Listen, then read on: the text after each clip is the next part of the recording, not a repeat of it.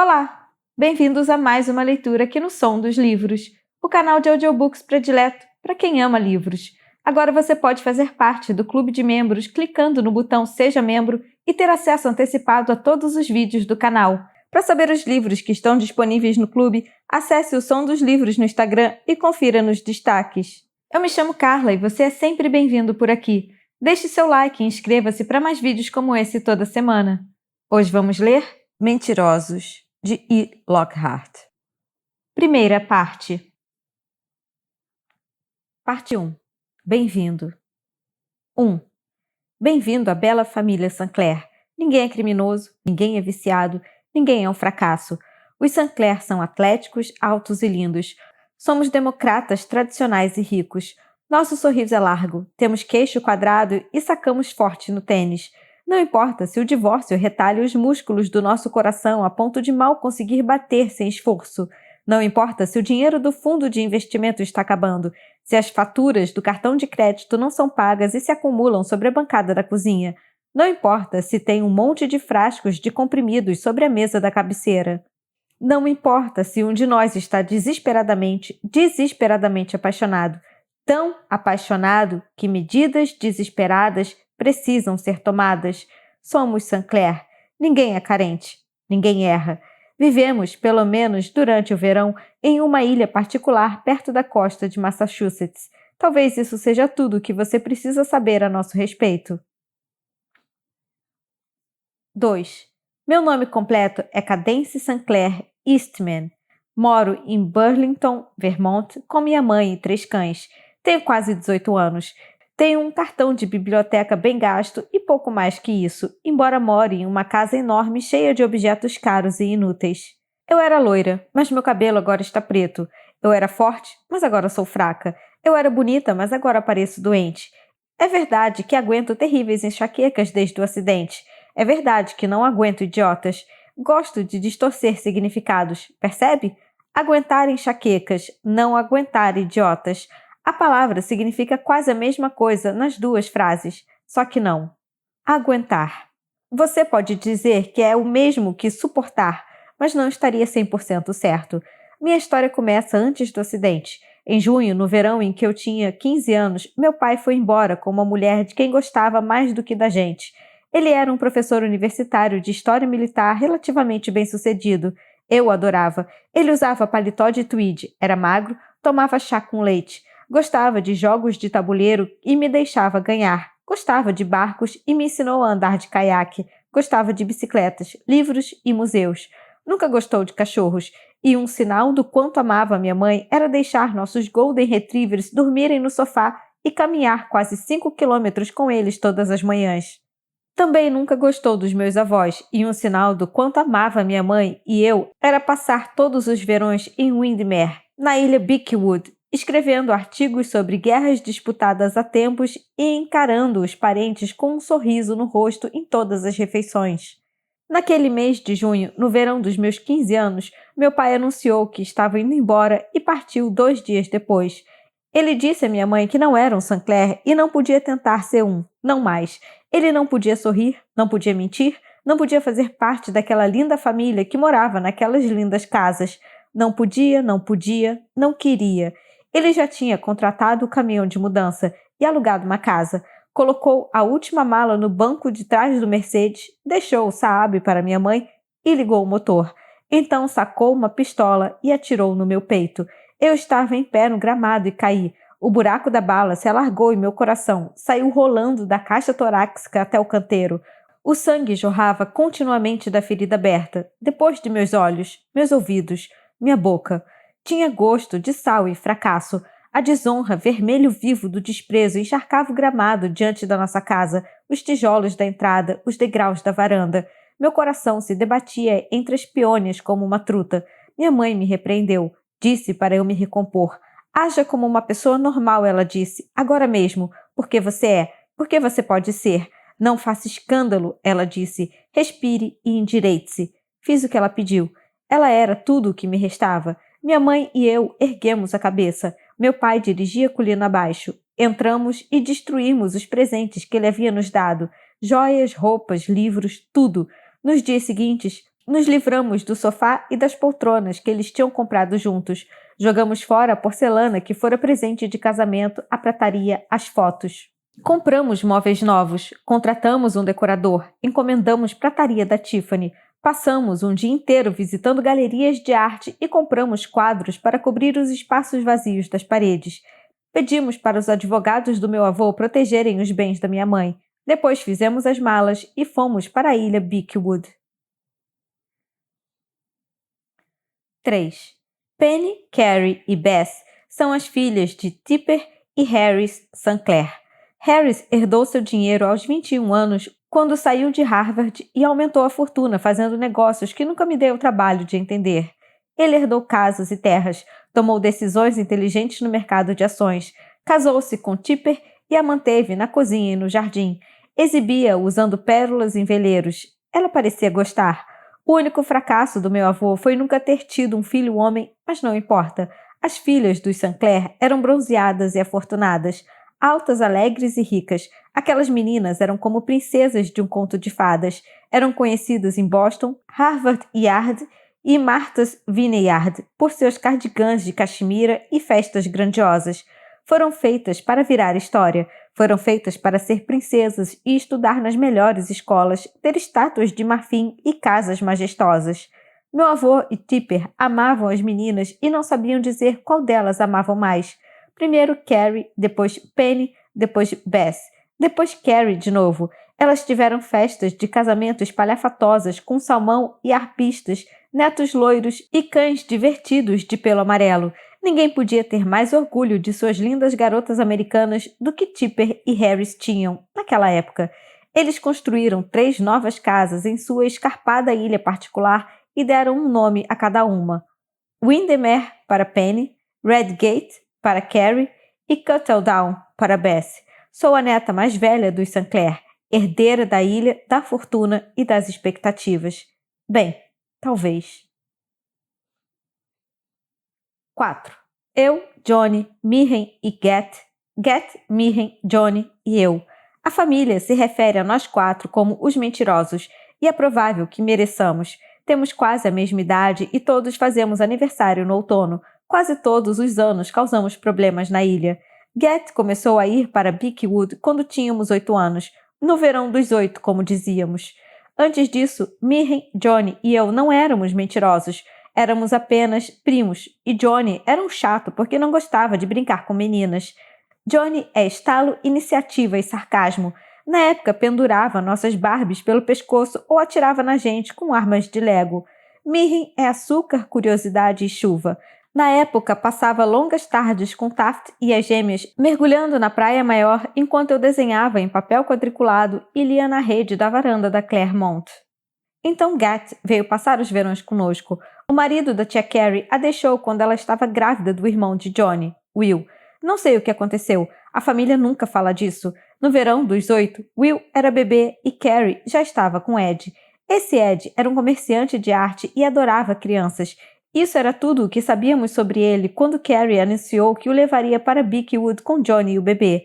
Eles foram os últimos a chegar naquele verão e quase todos estávamos no cais esperando o barco se aproximar. Meu avô me levantou para que eu pudesse acenar para Johnny, que usava um colete salva-vidas laranja e gritava na proa. Vovó Tipper estava ao nosso lado. Ela desviou os olhos do barco por um instante, colocou a mão no bolso e tirou uma bala de menta. Desembalou-a e colocou-a na minha boca. Quando voltou a olhar para o barco, o rosto de vovó mudou. Apertei os olhos para enxergar o que ela via. Carrie desceu com Will no colo. Ele usava um colete salva-vidas amarelo para bebês e não dava para ver muito mais do que alguns fios de cabelo loiro quase branco por cima. Ficamos felizes quando vimos aquele colete que todos havíamos usado quando bebês. O cabelo, como era maravilhoso que aquele menininho que ainda nem conhecíamos fosse, de maneira tão óbvia, um Sinclair. Johnny saltou do barco e jogou o colete sobre o cais. A primeira coisa que fez foi correr até Mirren e chutá-la. Depois me chutou as gêmeas. Foi até nossos avós e endireitou o corpo. É bom ver vocês, vovó e vovô. Estou ansioso por um verão feliz. Tipper o abraçou. Sua mãe pediu para falar isso, não pediu? Pediu, respondeu Johnny. E quero dizer que é um prazer ver a senhora de novo. Bom, menino. Posso ir agora? Tipper beijou seu rosto sardento. Vá. Ed desceu depois de Johnny, parando para ajudar a tripulação a descarregar a bagagem do barco a motor. Ele era alto e magro, sua pele era muito escura, tinha ascendência indiana, depois ficamos sabendo.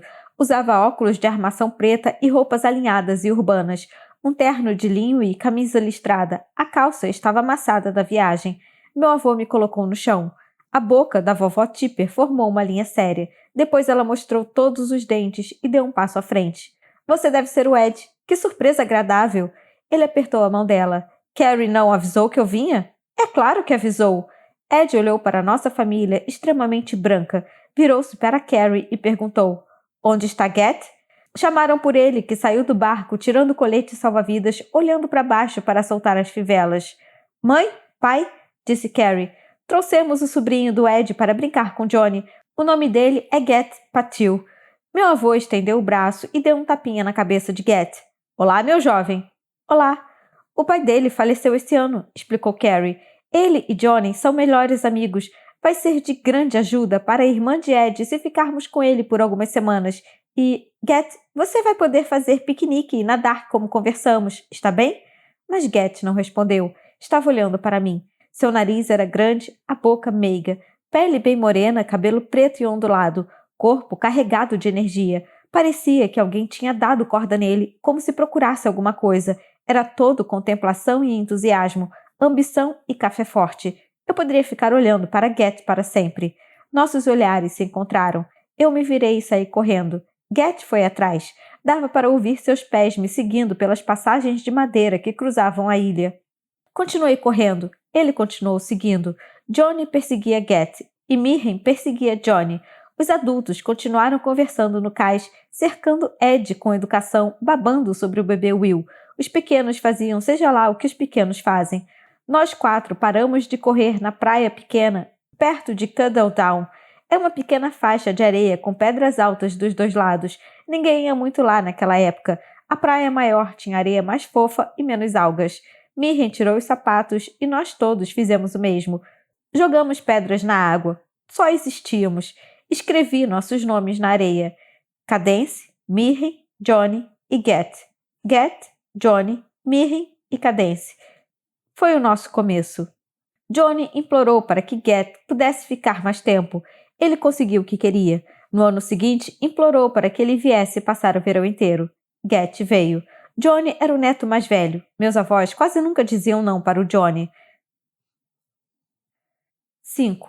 No verão dos 14, Get e eu pegamos o barco a motor pequeno sozinhos. Foi logo depois do café da manhã. Bess obrigou Mirren a jogar tênis com as gêmeas e Taft. Johnny tinha começado a correr aquele ano e estava dando voltas na trilha da costa. Get me encontrou na cozinha de Claremont e perguntou se eu queria sair de barco. Na verdade, não. Eu queria voltar para a cama com o livro. Por favor. Get quase nunca pedia por favor. Vá você. Não posso pegar o barco, ele disse. Não parece certo. É claro que pode. Não sem um de vocês. Ele estava sendo ridículo. Aonde você quer ir? Perguntei. Só quero sair da ilha. Às vezes não suporto ficar aqui. Eu não conseguia imaginar, na época, o que ele não suportava na ilha, mas concordei. Saímos de barco pelo mar usando jaquetas corta-vento e roupa de banho. Depois de um tempo, Get desligou o motor. Ficamos comendo pistache e respirando o ar salgado. A luz do sol brilhava sobre as águas. Vamos entrar, eu disse. Get pulou e fui atrás, mas a água estava tão mais fria do que perto da praia que tirou nosso fôlego.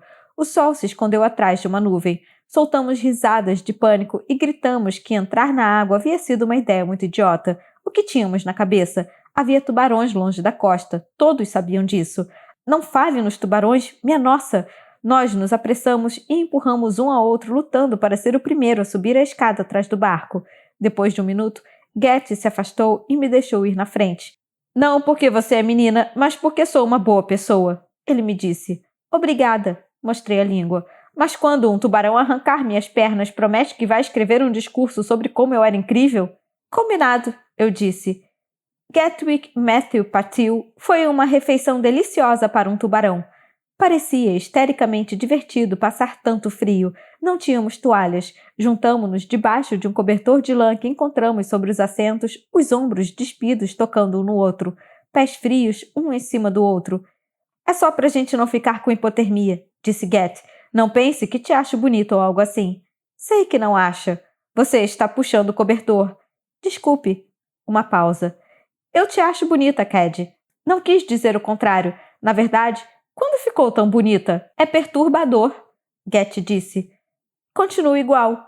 Você mudou durante o ano. Está atrapalhando minha estratégia. Você tem uma estratégia? Ele fez que sim, solene. É a coisa mais ridícula que já ouvi. Qual é a sua estratégia? Nada penetra minha armadura. Nunca notou? Aquilo me fez rir. Não. Droga. Achei que estivesse funcionando. Mudamos de assunto. Falamos sobre levar os pequenos para Edgar Town assistir um filme à tarde, sobre tubarões e se realmente comem pessoas, sobre o jogo Plantas versus Zumbis. Então voltamos para a ilha. Não muito tempo depois, Get começou a me emprestar seus livros e me encontrar na praia pequena no início da noite. Ele me procurava quando eu estava deitada no gramado de Windermere com os cachorros. Começamos a caminhar juntos na trilha que circunda a ilha, Get na frente e eu atrás. Falávamos sobre livros ou inventávamos mundos imaginários. Às vezes dávamos a volta várias vezes até ficar com fome ou entediados. Rosas japonesas demarcavam o caminho com um pink vivo. O cheiro era leve e doce. Um dia olhei para Get deitado na rede de Claremont com um livro e ele parecia... Bem, parecia ser meu, como se fosse minha pessoa particular. Fui para a rede ao lado dele em silêncio. Peguei a caneta de sua mão, ele sempre lia com uma caneta na mão, e escrevi Get no dorso de sua mão esquerda e Cadence no da direita. Ele pegou a caneta de mim, escreveu Get no dorso da minha mão esquerda e Cadence no da direita. Não estou falando de destino, não acredito em destino, almas gêmeas ou sobrenatural. Só sei que entendíamos um ao outro, completamente, mas tínhamos apenas 14 anos. Eu nunca tinha beijado um menino, embora fosse beijar alguns no ano seguinte, e de alguma forma não rotulávamos aquilo de amor. 6. No verão dos 15, cheguei uma semana depois dos outros. Meu pai tinha ido embora e minha mãe e eu tínhamos todas aquelas compras para fazer, visitas ao decorador e tudo mais. Johnny e Mirren nos encontraram no cais, bochechas rosadas, cheios de planos para o verão. Estavam preparando um torneio de tênis para toda a família e tinham separado receitas de sorvete. Íamos sair para velejar, acender fogueira. Os pequenos estavam agitados e berravam como sempre. As tias davam sorrisos frios. Depois do alvoroço da chegada, todos foram a Claremont para drinks antes do jantar. Eu fui para Redgate procurar Get. Redgate é uma casa muito menor que Claremont, mas ainda tem 4 quartos no andar de cima. É onde John, Get e Will ficavam com a tia Carrie. E com Ed, quando ele estava lá, o que não era muito frequente. Fui até a porta da cozinha e olhei pela tela. Get não me viu. Estava parado junto à bancada, usando uma camiseta cinza desgastada e jeans. Seus ombros estavam mais largos do que eu me lembrava. Ele desamarrou uma flor seca que estava pendurada de cabeça para baixo na janela sobre a pia. Era uma rosa japonesa pink e de formas vagas, provavelmente da costa de Beechwood. Get, meu Get.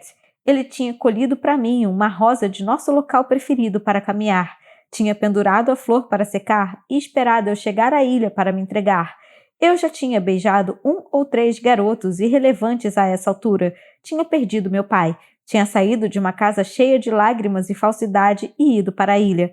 E eu vi Get. E vi aquela rosa na mão dele. E naquele momento, com a luz do sol entrando pela janela e brilhando sobre ele, as maçãs sobre a bancada da cozinha, o cheiro de madeira e marisia no ar, eu rotulei de amor. Era amor. E me atingiu com tanta força que me inclinei junto à porta de tela ainda entre nós para me manter de pé. Queria tocar nele como se fosse um coelhinho, um gatinho, algo tão especial e macio que seria difícil manter os dedos longe. O universo era bom porque ele existia. Eu amava o rasgo dos seus jeans e a sujeira em seus pés descalços e a ferida em seu cotovelo e a cicatriz que atravessava uma sobrancelha. Get, meu Get.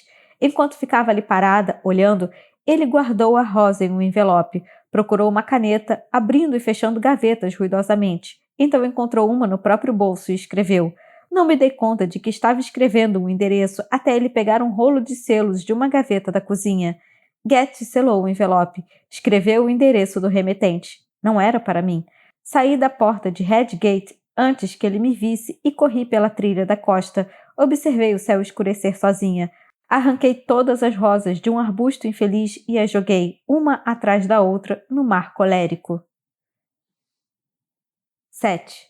Johnny me contou da namorada de Nova York naquela noite. O nome dela era Raquel. Johnny até a conhecia. Ele morava em Nova York como Getty, mas mais ao sul da cidade, com Carrie e Ed, enquanto Getty morava no norte com a sua mãe. Johnny disse que Raquel fazia aula de dança moderna e usava roupas pretas. O irmão de Mirren, Taft, me disse que Raquel tinha mandado para Getty um pacote de brownies caseiros. Liberty e Bonnie me contaram que Getty tinha fotos dela no celular. Getty não mencionou nada sobre ela, mas não conseguia me olhar nos olhos. Na primeira noite, chorei, roí as unhas e tomei vinho roubado da despensa de Claremont. Girei impetuosamente céu adentro, furiosa, golpeando estrelas em seu ancoradouro, rodopiando e vomitando. Bati o punho na parede do chuveiro. Lavei a vergonha e a raiva em água fria, muito fria. Depois fiquei tremendo na cama, como o cachorro abandonado que era, pele tremendo sobre os ossos. Na manhã seguinte, e em todos os dias desde então, agi normalmente. Ergui meu queixo quadrado. Velejamos e acendemos fogueiras. Ganhei o torneio de tênis. Fizemos sorvete e tomamos sol. Uma noite, nós 4 organizamos um piquenique na praia pequena. Mariscos no vapor, batata e milho. Os empregados que prepararam. Eu nem sabia o nome deles. Johnny e Mirren desceram com a comida em assadeiras. Comemos em volta das chamas da fogueira, deixando pingar manteiga na areia. Depois Getty fez sanduíches de marshmallow com bolacha de 3 andares para todos. Olhei para suas mãos à luz do fogo, colocando marshmallows em um longo graveto, onde antes havia nossos nomes escritos. Agora ele tinha começado a escrever títulos de livros que gostaria de ler. Naquela noite, na esquerda, o ser, e na direita, o nada. Eu tinha escrito nas mãos também uma citação de que gostava. Na esquerda, viva o. Na direita, hoje. Querem saber o que eu estou pensando? Getty perguntou. Sim, eu disse.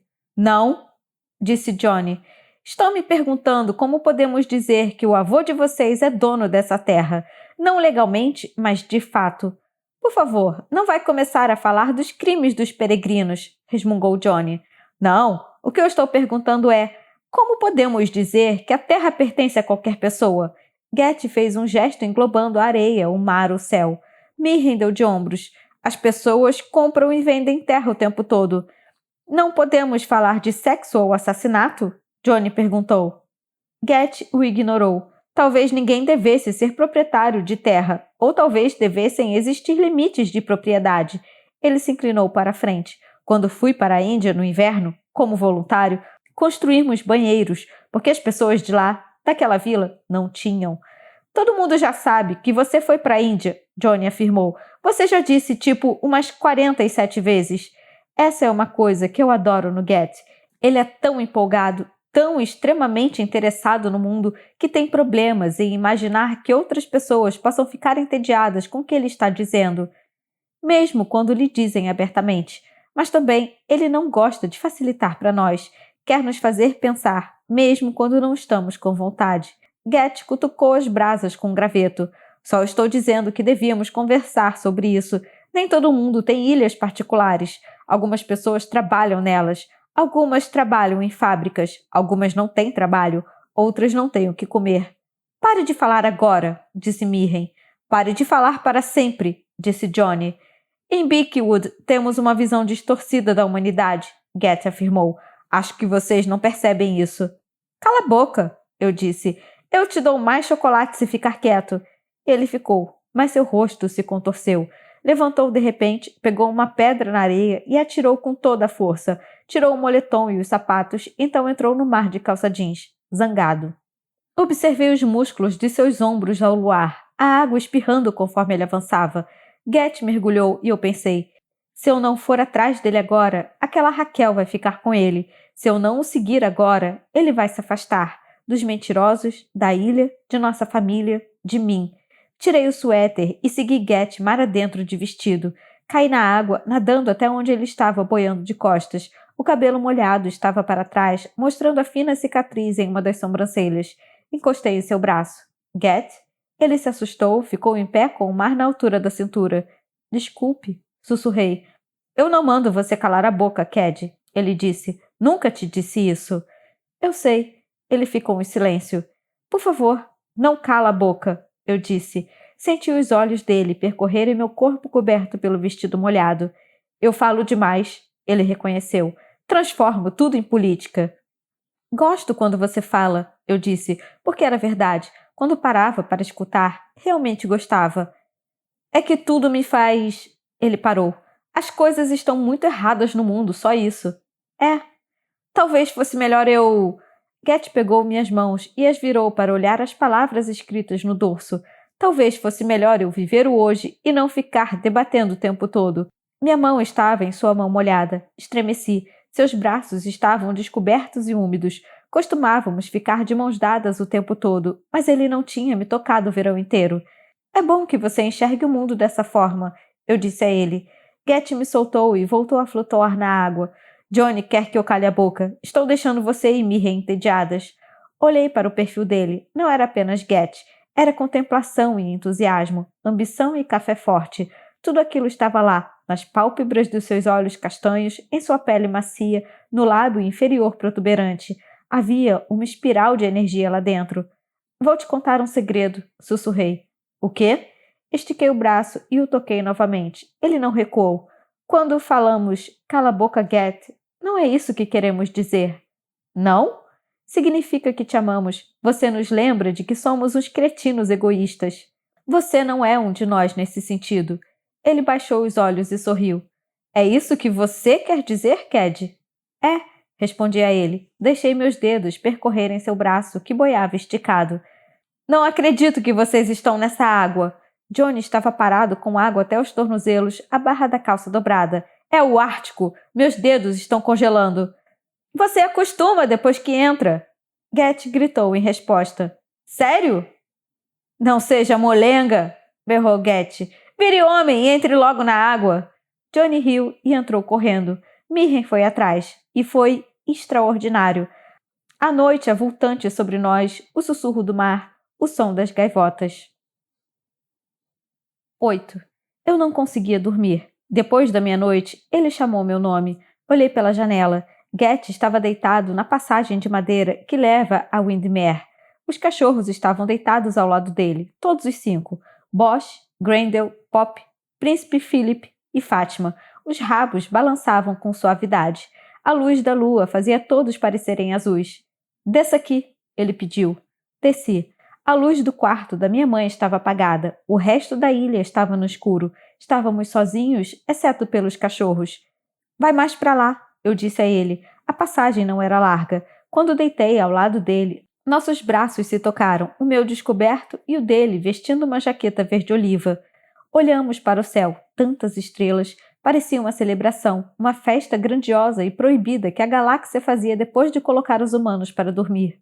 Fiquei feliz por Get não tentar parecer versado em constelações nem dizer coisas idiotas sobre pedidos para as estrelas, mas também não sabia o que fazer com seu silêncio. Posso segurar sua mão? Ele perguntou. Dei a mão para ele. O universo parece realmente enorme agora. Ele me disse. Preciso me segurar em algo. Estou aqui. Ele esfregou o polegar no centro da palma da minha mão. Todos os meus nervos se contraíram, atentos aos movimentos da pele dele junto à minha. Não sei se sou uma boa pessoa, ele disse depois de um tempo. Também não sei se sou, eu disse. Estou improvisando. É? Get ficou em silêncio por um instante. Você acredita em Deus? Mais ou menos. Tentei pensar nisso com seriedade. Sabia que Get não ficaria satisfeito com uma resposta irreverente. Quando as coisas vão mal, eu rezo ou imagino alguém tomando conta de mim, ouvindo. Por exemplo, nos primeiros dias depois que meu pai foi embora, pensei em Deus, em busca de proteção, mas no resto do tempo só enfrento o dia a dia, sem nada de espiritual. Eu não acredito mais, Get disse. Aquela viagem para a Índia, toda aquela pobreza, nenhum Deus que eu possa imaginar deixaria aquilo acontecer. Depois voltei para casa e comecei a notar o mesmo nas ruas de Nova York. Pessoas doentes e famintas em um dos países mais ricos do mundo. Eu simplesmente não consigo acreditar que tem alguém olhando por aquelas pessoas, o que significa que não tem ninguém olhando por mim também. Isso não te transforma em uma pessoa ruim. Minha mãe acredita. Ela foi criada no budismo. mas agora frequenta a igreja metodista. Não está muito satisfeita comigo. Getty quase nunca falava da mãe. Você não pode acreditar em algo só porque ela quer, eu disse. Não, a questão é, como posso ser uma boa pessoa se não acredito mais? Ficamos olhando para o céu. Os cachorros entraram em casa pela abertura na porta. Você está gelada, Getty disse. Fico com a minha jaqueta. Eu não estava com frio, mas sentei. Ele sentou também. Desabotoou a jaqueta verde-oliva e atirou. Entregou-a para mim. A jaqueta estava com o calor do seu corpo. Ficava larga demais nos ombros. Os braços dele agora estavam descobertos. Eu quis beijá-lo ali, usando sua jaqueta, mas não beijei. Talvez ele amasse Raquel, aquelas fotos em seu celular, aquela rosa seca no envelope. 9. Na manhã seguinte, durante o café, minha mãe me pediu para olhar as coisas do meu pai no sótão de Windermere e pegar o que eu quisesse. Ela se livraria do resto. Windermere é triangular e angulosa. 2 dos 5 quartos têm teto inclinado e é a única casa da ilha com um sótão inteiro. Há uma varanda grande e uma cozinha moderna com bancadas de mármore que parecem um pouco inadequadas ao lugar. Os cômodos são arejados e cheios de cachorros. Getty e eu subimos para o sótão com garrafas de chá gelado e sentamos no chão. O quarto tinha cheiro de madeira. Um quadrado de luz entrava pela janela. Nós já tínhamos ido ao sótão, mas também nunca tínhamos ido ao sótão. Os livros se restringiam à leitura de férias do meu pai, biografias de esportistas, romances policiais e revelações de astros do rock escrita por pessoas velhas de quem eu nunca tinha ouvido falar. Getty não estava prestando atenção. Separava os livros por cor. Uma pilha vermelha, uma azul, uma marrom, uma branca, uma amarela. Não quer nada para ler? Perguntei. Pode ser. Que tal como marcar mais do que pontos? Getty riu. Fez que não com a cabeça. Endireitou a pilha azul. Perdendo o controle? Herói da pista de dança? Ele riu de novo. Depois ficou sério. Cadence? O quê? Cala a boca. Permitir-me olhar para ele por um bom tempo. Cada curva do seu rosto era familiar e, ao mesmo tempo, era como se eu nunca o tivesse visto. Getty sorriu, radiante, acanhado. Ele ajoelhou, derrubando as pilhas de livros coloridos no processo. Estendeu o braço e acariciou meu cabelo. Eu te amo, Cad. Estou falando sério. Eu me aproximei e o beijei. Ele tocou meu rosto, desceu a mão pelo meu pescoço e pela minha clavícula. A luz da janela do sótão batia em nós. Nosso beijo foi elétrico e suave, hesitante e exato, assustador e completamente certo. Senti o amor correr de mim para Getty e de Getty para mim. Estávamos aquecidos e tremendo, jovens e velhos e vivos. Eu estava pensando, é verdade, nós já nos amamos. Já. 10. Meu avô entrou bem na hora. Getty deu um pulo, pisou sem jeito nos livros separados por cor que se espalharam pelo chão. Estou interrompendo? Meu avô perguntou. Não, senhor. Sim, com certeza estou. Desculpe pela poeira, eu disse, constrangedor. Penny achou que pudesse ter algo aqui que eu quisesse ler. Meu avô puxou uma antiga cadeira de vime para o centro do sótão e sentou, debruçando-se sobre os livros. Getty permaneceu em pé. Ele precisava abaixar a cabeça por causa do teto inclinado do sótão. Cuidado, meu jovem, disse meu avô, curto e grosso. Perdão? Cuidado com a cabeça. Você pode se machucar. O senhor tem razão, disse Getty. O senhor tem razão, posso me machucar. Então tome cuidado, meu avô repetiu. Getty se virou e desceu as escadas sem dizer mais nada. Meu avô e eu ficamos em silêncio por um momento. Ele gosta de ler, eu disse depois de um tempo. Achei que pudesse querer algum livro do meu pai. Você é muito importante para mim, Cad, disse meu avô, batendo no meu ombro. Minha primeira neta. Eu também te amo, vovô. Lembra quando te levei ao jogo de beisebol? Você só tinha 4 anos. Claro, você nunca tinha comido pipoca doce, meu avô disse. Eu sei, você comprou 2 sacos. Tive que te colocar no colo para você poder enxergar. Lembra, Cad? Eu lembrava. Conta para mim. Eu sabia o tipo de resposta que meu avô queria que eu desse. Era um pedido que fazia quase sempre. Ele gostava de reviver os momentos importantes da família Sinclair, aumentando sua importância. Estava sempre perguntando o significado de alguma coisa e a gente tinha que responder com detalhes, imagens, talvez uma lição aprendida. Normalmente eu adorava contar e ouvir essas histórias, os lendários Sinclair, como nos divertíamos, como éramos bonitos. Mas naquele dia eu não queria. Foi seu primeiro jogo de beisebol. Meu avô insistiu. Depois disso, comprei um taco vermelho de plástico. Você praticou o giro no gramado da casa de Boston. Será que meu avô sabia o que havia interrompido? Ele se importaria se soubesse? Quando eu veria Getty novamente? Ele terminaria com Raquel? O que aconteceria entre nós? Você quis fazer pipoca doce em casa. Meu avô prosseguiu, embora soubesse que eu conhecia a história. E Penny te ajudou, mas você chorou quando viu que não tínhamos saquinhos vermelhos e brancos para colocar. Você se lembra disso? Lembro, vô, respondi cedendo. Você voltou até o estádio no mesmo dia e comprou 2 sacos de pipoca doce. Comeu tudo no caminho só para poder me dar os saquinhos. Eu lembro. Satisfeito, ele se levantou e saímos juntos do sótão. Meu avô tinha dificuldade de descer as escadas, então colocou a mão no meu ombro. Encontrei Getty na trilha da costa e corri até onde ele estava, olhando para a água. O vento estava forte e meu cabelo voava no olho. Quando o beijei, seus lábios estavam salgados. 11. Vovó Tipper morreu do coração 8 meses antes do verão dos 15 em Beechwood.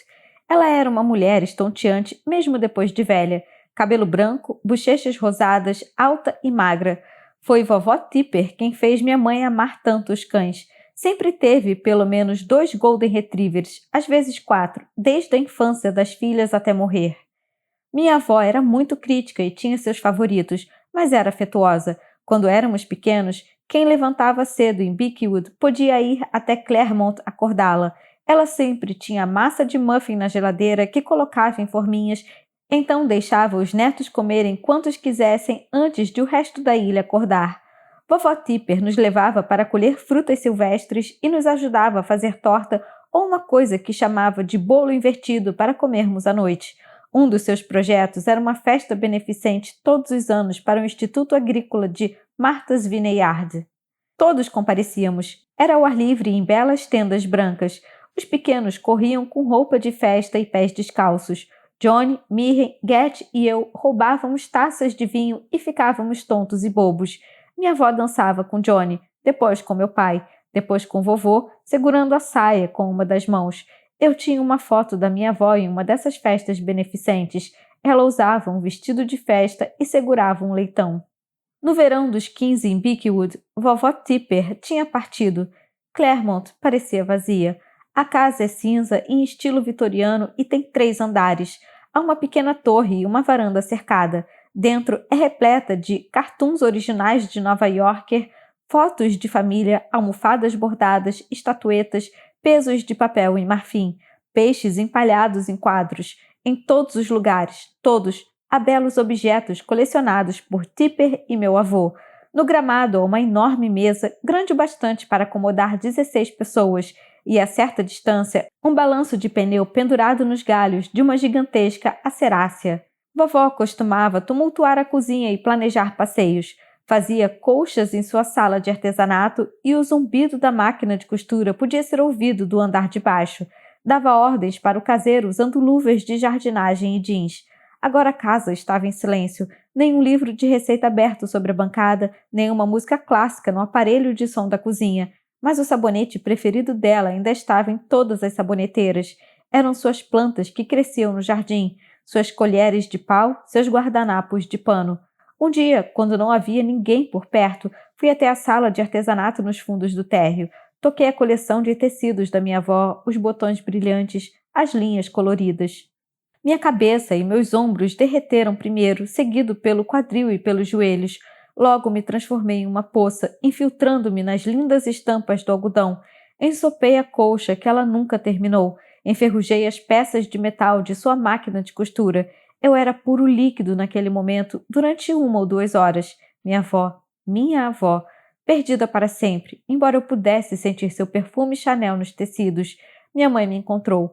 Ela me fez agir como uma pessoa normal, porque eu era, porque eu podia. Ela me disse para respirar fundo e me endireitar.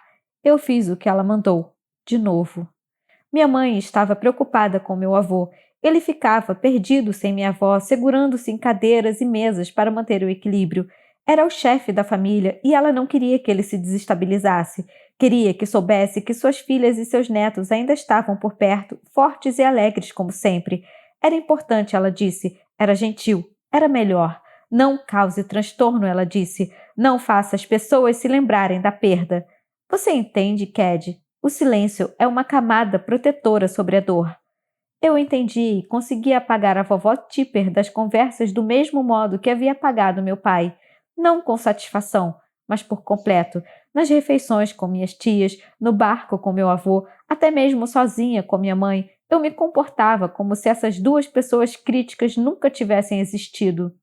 Os outros Sinclair faziam o mesmo. Quando estávamos todos juntos, mantinham um sorriso largo no rosto. Havíamos feito o mesmo quando Bess deixara tio Brody, o mesmo quando tio William deixara Carrie, o mesmo quando o cão da minha avó, Papermill, morreu de câncer. Mas Get nunca entendeu isso. Ele mencionava meu pai várias vezes, na verdade. Meu pai considerava Get um bom adversário de xadrez e uma audiência sempre disposta a ouvir seus relatos chatos sobre história militar. Então os dois passavam algum tempo juntos. Lembra quando seu pai pegou aquele caranguejo grande? Get dizia. Ou para minha mãe. Ano passado, Sam me falou que tinha um kit de pesca com mosca no ancoradouro. Você sabe onde está? A conversa durante o jantar era interrompida bruscamente quando ele mencionava minha avó. Uma vez, Get disse, sinto falta de quando ela ficava na ponta da mesa e servia a sobremesa. Vocês não sentem? Era tão típico dela. Johnny teve que ficar falando alto sobre Wimbledon até o desalento desaparecer de nosso rosto. Sempre que Get dizia essas coisas de modo tão casual e verdadeiro, tão distraído, minhas veias se abriam, meu pulso se abria, eu sangrava pela palma das mãos, ficava com tontura, saía cambaleando da mesa ou desmoronava em uma agonia silenciosa e constrangedora, esperando que ninguém da família notasse, principalmente minha mãe. Mas Get quase sempre percebia. Quando o sangue pingava em meus pés descalços ou escorria sobre o livro que estava lendo, ele era gentil. Envolvia meus pulsos com gaze branca e macia e me fazia perguntas sobre o que tinha acontecido. Perguntava sobre meu pai e sobre minha avó, como se falar sobre uma coisa fizesse melhorar, como se feridas precisassem de atenção. Ele era um estranho em nossa família, mesmo depois de todos aqueles anos. Quando eu não estava sangrando, e quando Mirren e Johnny estavam mergulhando ou discutindo com os pequenos, ou quando todos estavam no sofá assistindo a filmes de TV de tela plana de Claremont, Get e eu nos escondíamos. Sentávamos no balanço de pneu à meia-noite, braços e pernas enrolados, lábios quentes juntos à pele da noite fria. Nas manhãs, nos esgueirávamos rindo para o porão de Claremont, com garrafas de vinho e enciclopédias. Lá, nos beijávamos e nos maravilhávamos com a existência um do outro, nos sentindo misteriosos e felizes. Às vezes ele me escrevia bilhetes e deixava com um presentinho sobre meu travesseiro. Alguém escreveu uma vez que um romance devia apresentar uma série de pequenas surpresas. É a mesma coisa quando passo uma hora com você. E aqui está uma escova de dentes verde com um laço amarrado. Ela expressa meus sentimentos de maneira inadequada. Foi melhor do que chocolate ficar com você ontem à noite. Como sou bobo, achei que nada fosse melhor do que chocolate. Em um gesto profundamente simbólico, te dou essa barra de Vosges que comprei quando fomos para Edgartown. Pode comer ou simplesmente sentar ao lado dela e se sentir superior. Eu não respondia com bilhetes, mas fazia desenhos bobos de nós dois com giz de cera. Bonequinhos acenando em frente ao Coliseu, à Torre Eiffel, no alto de uma montanha, nas costas de um dragão. Ele colocava tudo sobre a cama. Get tocava em mim sempre que podia, por baixo da mesa durante o jantar, na cozinha quando estava vazia, secretamente, de forma hilária, por trás das costas do meu avô enquanto ele conduzia o barco. Eu não sentia barreira entre nós. Contanto que não estivesse ninguém olhando, passava os dedos ao longo das maçãs do rosto dele, em suas costas. Pegava sua mão, pressionava o polegar junto a seu pulso e sentia o sangue correndo pelas veias. 12. Uma noite, no final de julho, do verão dos 15, fui nadar na praia pequena, sozinha. Onde estavam Get, Johnny e Mirren, não sei ao certo.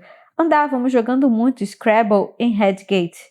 Eles deviam estar por lá, ou em Claremont, escutando as tias discutirem e comendo geleia de ameixa com biscoito. De qualquer modo, entrei na água usando uma regata, sutiã e calcinha. Aparentemente, caminhei até a praia vestindo apenas isso. Nunca encontramos nenhuma roupa minha na areia, nem toalha. Por quê? De novo, não sei ao certo. Devo ter nadado para longe. Havia pedras grandes, distantes da praia, ásperas e escuras. Elas sempre parecem horríveis na escuridão da noite. Eu devia estar com o rosto dentro da água e bati a cabeça em uma dessas pedras. Como eu disse, não sei ao certo. Só me lembro de uma coisa. Afundei nesse mar, até o fundo muito rochoso, e pude ver a base da ilha, e meus braços e pernas ficaram dormentes, mas meus dedos estavam frios. Tiras de algas marinhas passavam enquanto eu afundava. Minha mãe me encontrou na areia, encolhida como uma bola, com metade do corpo ainda na água. Eu tremia descontroladamente. Os adultos me enrolaram em cobertores, tentaram me aquecer em Cuddle Down. Me deram chá e roupas, mas quando viram que eu não falava nem parava de tremer, me levaram para um hospital em Martha's Vineyard, onde fiquei durante vários dias enquanto os médicos faziam exames. Hipotermia, problemas respiratórios e provavelmente algum tipo de ferimento na cabeça, embora a tomografia não mostrasse nada. Minha mãe ficou do meu lado, reservou um quarto de hotel. Eu me lembro do rosto triste de tia Carrie, tia Bess e meu avô. Eu me lembro de sentir os pulmões cheios de alguma coisa, bem depois de os médicos dizerem que estavam limpos. Eu me lembro de achar que nunca mais ficaria aquecida, mesmo quando me diziam que a temperatura do meu corpo estava normal. Minhas mãos doíam, meus pés doíam. Minha mãe me levou para casa, em Vermont, para eu me recuperar. Eu ficava deitada no escuro e sentia uma pena desesperadora de mim mesma, porque estava doente, e mais ainda porque Get nunca ligou. Ele também não escreveu. Não estávamos apaixonados? Não estávamos? Escrevi para Johnny 2 ou 3 e-mails apaixonados e ridículos pedindo para ele descobrir o que havia acontecido com Get. Johnny teve o bom senso de ignorá-los. Somos Sinclair, afinal, e os Sinclair não se comportam como eu estava me comportando. Parei de escrever e apaguei todos os e-mails da pasta enviados. Eram tolos. O que me importa é que Get deu fora quando me machuquei. O que importa é que não passou de uma paixonite de verão. O que importa é que ele devia amar Raquel. Morávamos muito longe de qualquer modo. Nunca recebi uma explicação. Só sei que ele me deixou. 13. Bem-vindos ao meu crânio. Um caminhão passa por cima dos ossos do meu pescoço e da minha cabeça. As vértebras se rompem, o cérebro estala e vaza. Milhares de lanternas piscam em meus olhos. O mundo se inclina. Eu vomito. Perco os sentidos. Isso acontece o tempo todo. Não passa de um dia comum. A dor começou 6 semanas depois do acidente. Ninguém tinha certeza se as duas coisas estavam relacionadas, mas não havia como negar o vômito, a perda de peso e o horror em geral. Minha mãe me levou para fazer ressonâncias magnéticas e tomografias, agulhas, máquinas, mais agulhas, mais máquinas. Fizeram exames procurando um tumor no cérebro, meningite, tudo. Para aliviar a dor, receitaram esses medicamentos e aquele outro medicamento, porque o primeiro não funcionou e o segundo tampouco. Passaram uma receita atrás da outra sem saber o que havia de errado, apenas tentando domar a dor. Cadence? Disseram os médicos. Não exagere. Cadence? Disseram os médicos. Observe sinais de dependência. Mas também, Cadence? Não se esqueça de tomar os remédios. Eram tantas consultas que nem consigo lembrar. Depois de um tempo, os médicos chegaram a um diagnóstico. Cadence Sinclair Eastman, cefaleia pós-traumática, também conhecida como CPT, enxaquecas causadas por lesão cerebral. Eu vou ficar bem, dizem. Não vou morrer. Só vai doer muito. 14. Após um ano no Colorado, meu pai quis me ver novamente. Na verdade, ele insistiu em me levar para a Itália, França, Alemanha, Espanha e Escócia. Uma viagem de 10 semanas em meados de junho, o que significava que eu não iria a Beechwood no verão dos 16. Essa viagem veio na hora certa, disse minha mãe, radiante, enquanto arrumava minha mala. Por quê? Eu fico deitada no chão do quarto enquanto ela faz o trabalho. Minha cabeça dói.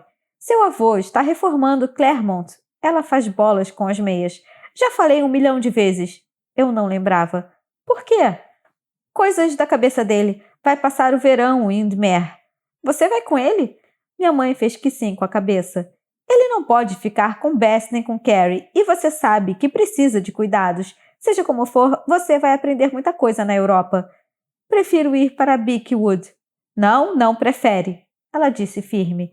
Na Europa, vomitei em pequenos baldes e escovei os dentes repetidamente com a pasta de dente britânica de consistência áspera. Deitei de bruços no chão do banheiro de vários museus, sentindo o piso frio sobre o rosto enquanto meu cérebro se liquefazia e saía pelo ouvido, borbulhando. Enxaquecas espalhavam meu sangue sobre os estranhos lençóis de hotel, no chão, nos carpetes, em sobras de croissant e florentinas. Eu podia ouvir meu pai me chamando, mas nunca respondia antes de o remédio fazer efeito. Senti falta dos mentirosos naquele verão. Nunca mantínhamos contato durante o ano. Não muito, pelo menos, embora tivéssemos tentado quando éramos mais novos. Trocávamos mensagem, marcávamos uns aos outros em fotos do verão, principalmente em setembro, mas sempre íamos nos afastando depois de 1 ou 2 meses. De certo modo, a magia de Beechwood nunca foi transportada para nosso cotidiano. Não queríamos saber dos amigos da escola, clubes e times uns dos outros. Sabíamos que nossa afeição seria renovada quando nos víssemos no cais no mês de junho do ano seguinte, o ar salgado, o sol refletindo na água. Mas no ano posterior ao acidente, perdi dias e até semanas de aula. Fui mal em várias matérias e o diretor me informou que eu teria de repetir o 3º ano. Parei de jogar futebol e tênis. Não podia trabalhar como babá. Não podia dirigir. Os amigos que tinha acabaram virando apenas conhecidos. Mandei algumas mensagens de texto para Mirren, liguei e deixei recado dos quais depois senti vergonha, tamanho teor solitário e carente. Liguei para Johnny também, mas sua caixa de mensagens estava lotada. Resolvi não ligar mais. Não queria ficar dizendo coisas que fizessem me sentir fraca. Quando meu pai me levou para a Europa, eu sabia que os mentirosos estavam na ilha. Meu avô não tinha instalado internet em Beechwood e não havia sinal de celular por lá, mas comecei a escrever e-mails. Diferente das minhas lastimáveis mensagens de voz, esses eram recados charmosos e encantadores de uma pessoa sem dores de cabeça, na maior parte do tempo. Mirren, mando um oi de Barcelona, onde meu pai comeu sopa de caracol. No hotel tudo é dourado, até os saleiros.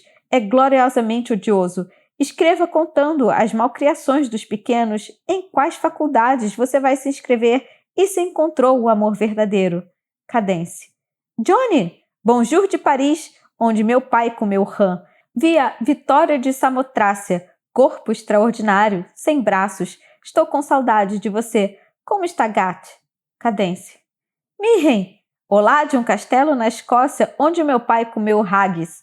Ou seja, meu pai comeu coração, fígado e pulmões de carneiro misturados com aveia e cozidos em um estômago.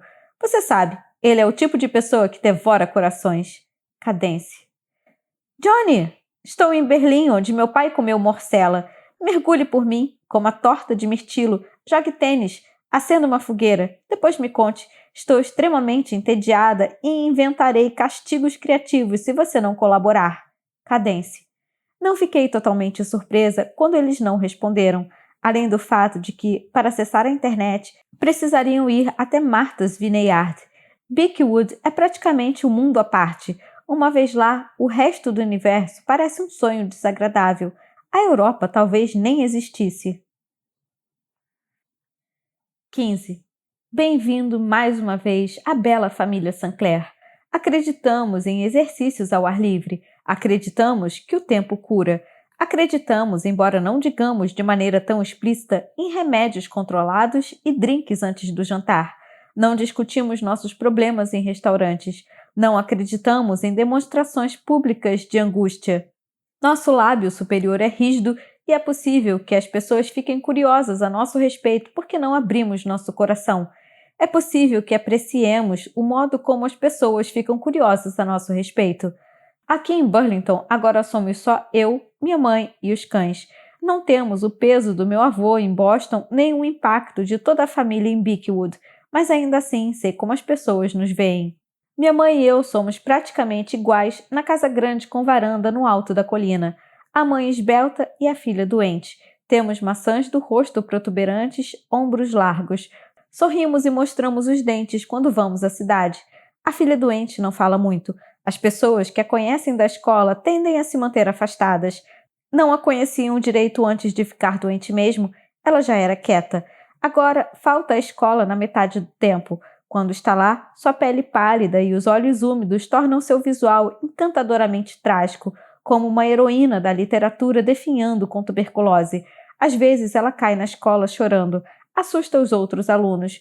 Mesmo os mais gentis já estão cansados de levá-la até a enfermaria. Ainda assim, tem uma aura de mistério que a impede de ser importunada ou escolhida como alvo de brincadeiras desagradáveis típicas do colégio. Sua mãe é uma Sinclair. Naturalmente, não sinto meu próprio mistério ao comer uma lata de sopa à tarde da noite ou ao ficar deitada sobre a luz fluorescente da enfermaria da escola. Não é nada glamuroso como eu e minha mãe brigamos desde que meu pai se foi. Eu acordo e a encontro parada na porta do meu quarto observando. Não fique me olhando! Eu te amo, estou cuidando de você, ela diz com a mão no coração. Bem, pare com isso! Se eu pudesse fechar a porta na cara dela, faria isso, mas não consigo levantar. Com frequência, encontro anotações que parecem registrar os alimentos que ingeri em determinado dia. Meia torrada com geleia, maçã e pipoca, salada com passas, chocolate, macarrão, hidratação, proteína? Muito refrigerante. Não é glamuroso não poder digerir. Não é misterioso ficar em casa em pleno sábado à noite lendo um romance com um amontoado de cachorros. No entanto, não estou imune à sensação de ser vista como um mistério, como uma Sinclair, como parte de um clã privilegiado de pessoas especiais e como parte de uma narrativa mágica importante apenas por fazer parte desse clã. Minha mãe também não está imune a isso. Foi para isso que fomos criadas. Sinclair. Sinclair. Parte 2. Vermont. 16. Quando eu tinha 8 anos, meu pai me deu uma pilha de livros de contos de fadas de Natal. Eles tinham capas coloridas. O livro amarelo dos contos de fadas, o livro azul dos contos de fadas, o vermelho, o verde, o cinza, o marrom e o laranja. Neles havia contos do mundo todo, variações e mais variações de histórias conhecidas. Ao ler, ouvem-se ecos de uma história dentro da outra, depois ecos de outra dentro daquela. Muitas têm a mesma premissa. Era uma vez 3. 3 alguma coisa. 3 porquinhos, 3 ursos, 3 irmãos, 3 soldados, 3 cabritos, 3 princesas. Desde que voltei da Europa, escrevo alguns contos de fadas, variações. Tenho tempo, então vou contar uma história. Quer dizer, uma variação de uma história que você já conhece. Era uma vez um rei que tinha 3 lindas filhas. Conforme envelhecia, ele começou a pensar quem deveria herdar o reino, uma vez que nenhuma delas havia se casado e ele não tinha sucessor. O rei decidiu pedir que as filhas demonstrassem seu amor por ele. A princesa mais velha perguntou: "Como define seu amor por mim?" Ela o amava na mesma extensão de todo o tesouro do reino. A princesa do meio, ele perguntou: "Como define seu amor por mim?" Ela o amava com a força do ferro.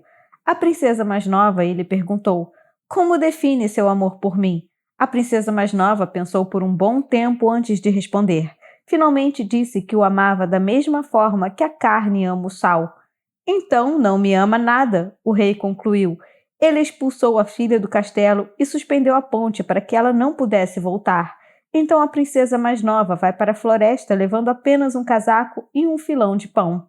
Vagueia em meio a um rigoroso inverno, abrigando-se embaixo das árvores. Chega em uma pousada e é contratada como auxiliar de cozinha. Passam-se dias e semanas e a princesa vai aprendendo a cozinhar. Em certo ponto, supera sua empregadora em habilidade e sua comida fica conhecida em toda a região. Anos se passam e a princesa mais velha se casa. A cozinheira da pousada prepara o banquete do casamento. Finalmente, um enorme leitão assado é servido. É o prato preferido do rei, mas dessa vez foi preparado sem sal. O rei prova a carne. Prova novamente. "Quem ousa servir um assado tão mal feito no casamento da futura rainha?" Ele grita. A princesa cozinheira aparece diante do pai, mas está tão mudada que ele não a reconhece. "Eu nunca serviria sal ao senhor, vossa majestade", ela explica. "Pois não exilou sua filha mais nova por dizer que ele tinha valor?" Ao ouvir essas palavras, o rei não apenas se dá conta de que aquela é a sua filha, mas de que é, na verdade, a filha que o ama mais. E agora? A filha mais velha e a do meio viveram com o rei esse tempo todo. Uma era favorecida numa semana, a outra na seguinte. Elas haviam se afastado devido às constantes comparações feitas pelo pai. Agora que a mais nova voltou, o rei tira o reino da mais velha que acabara de casar. Ela não será rainha, afinal, e fica enfurecida. A princípio, a mais nova deleita-se com um amor paterno. Em pouco tempo, contudo, percebe que o rei é louco e tem sede de poder. Ela será rainha, mas ao mesmo tempo será obrigada a cuidar de um velho tirano pelo resto de seus dias. Não vai abandoná-lo, não importa o quanto fique doente. Ela fica porque o ama como a carne ama o sal, ou fica porque ele lhe prometeu o reino? É difícil para ela notar a diferença. 17. No outono seguinte à viagem para a Europa, comecei um projeto.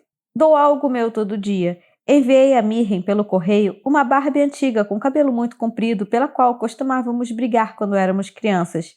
Mandei para Johnny um cachecol listrado que costumava usar muito. Johnny gosta de listras. Para os mais velhos da família, minha mãe, as tias, o vovô, o acúmulo de belos objetos é uma meta de vida. Quem morrer com mais coisas ganha. Ganha o quê? É o que eu gostaria de saber. Eu era uma pessoa que gostava de coisas bonitas, assim como minha mãe, como todos os Sinclair.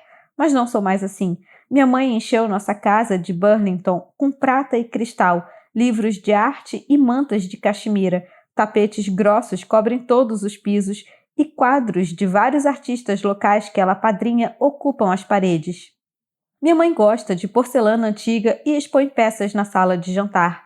Trocou o Saab em perfeitas condições por uma BMW. Nenhum desses símbolos de prosperidade e bom gosto tem utilidade. Beleza é uma utilidade válida, minha mãe argumenta. Cria um senso de pertencimento, de história pessoal, até mesmo o prazer, Cadence. Já ouviu falar de prazer? Mas eu acho que ela está mentindo, para mim e para si mesma, sobre o motivo de ter esses objetos. O impacto de uma nova compra faz minha mãe se sentir poderosa, mesmo que apenas por um instante. Acho que há status em ter uma casa cheia de coisas bonitas, em comprar caríssimas pinturas de conchas de seus amigos com pretensões artísticas e colheres da Tiffany. Antiguidades e tapetes orientais dizem às pessoas que minha mãe pode ser só uma criadora de cães que abandonou o curso de artes em Bryn Mawr, mas tem poder, porque tem dinheiro. Doação. Meu travesseiro. Eu o levo quando saio. Há uma menina encostada no muro da biblioteca. Ela tem o copo perto dos tornozelos para os trocados. Não é muito mais velha do que eu. Quer esse travesseiro? Pergunto. Lavei a fronha.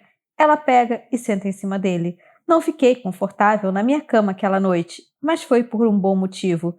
Doação. Exemplar de Rei Lear, que li quando estava no segundo ano, encontrado debaixo da cama.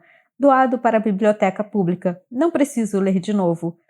Doação. Uma foto da vovó Tipper em uma festa do Instituto Agrícola, usando um vestido de festa e segurando um leitão. Paro no Exército de Salvação a caminho de casa. Olá, Cadence. Despache do outro lado do balcão. Veio trazer alguma coisa? Essa era minha avó. Ela era uma linda mulher. Despache espiando. Tem certeza de que não quer tirar a foto? Pode doar apenas a moldura. Tem certeza. Vovó morreu. Ter uma foto dela não vai mudar nada. Você foi no Exército da Salvação de novo? Minha mãe pergunta quando chego em casa. Ela está fatiando pêssegos com uma faca especial para frutas. Fui. Do que se livrou? Só de uma foto velha da vovó. Com um leitão? Ela torce os lábios. Ah, Cad. Era minha. Eu podia fazer o que eu quisesse. Minha mãe suspira. Se doar um dos cães, vai ouvir um sermão eterno. Eu me agacho na altura dos cães. Bosch, Grendel e Pop me cumprimentam com latidos baixos adequados para o interior da casa. São cães de nossa família, distintos e bem educados. Golden Retrievers de raça pura. Pop deu várias crias para o canil da minha mãe, mas os filhotes e os outros cães reprodutores moram com o seu sócio em uma fazenda perto de Burlington. Eu nunca faria isso, digo. Sussurro o quanto os amo em suas orelhas macias de cachorro. 18. Se eu pesquisar no Google traumatismo crânioencefálico, a maioria dos sites me diz que a amnésia seletiva é uma consequência. Quando há dano cerebral, não é incomum um paciente esquecer coisas. Será incapaz de reconstruir um relato coerente do trauma. Mas não quero que as pessoas saibam que eu sou assim, que ainda sou assim, depois de todas as consultas, todas as tomografias e todos os medicamentos. Não quero ser rotulada, não quero mais remédios, não quero médicos ou professores preocupados. Só Deus sabe como já tive médicos suficientes. O que me lembro do verão do acidente. Me apaixonar por Gat na porta da cozinha de Redgate. A rosa japonesa que ele pegou para Raquel e minha noite regada a vinho girando de raiva. Agir normalmente. Fazer sorvete. Jogar tênis. Sanduíches de marshmallow de 3 andares e Gat zangado quando o mandamos calar a boca. Nadar à noite. Beijar Gat no sótão. Ouvir a história da pipoca doce e ajudar meu avô a descer as escadas.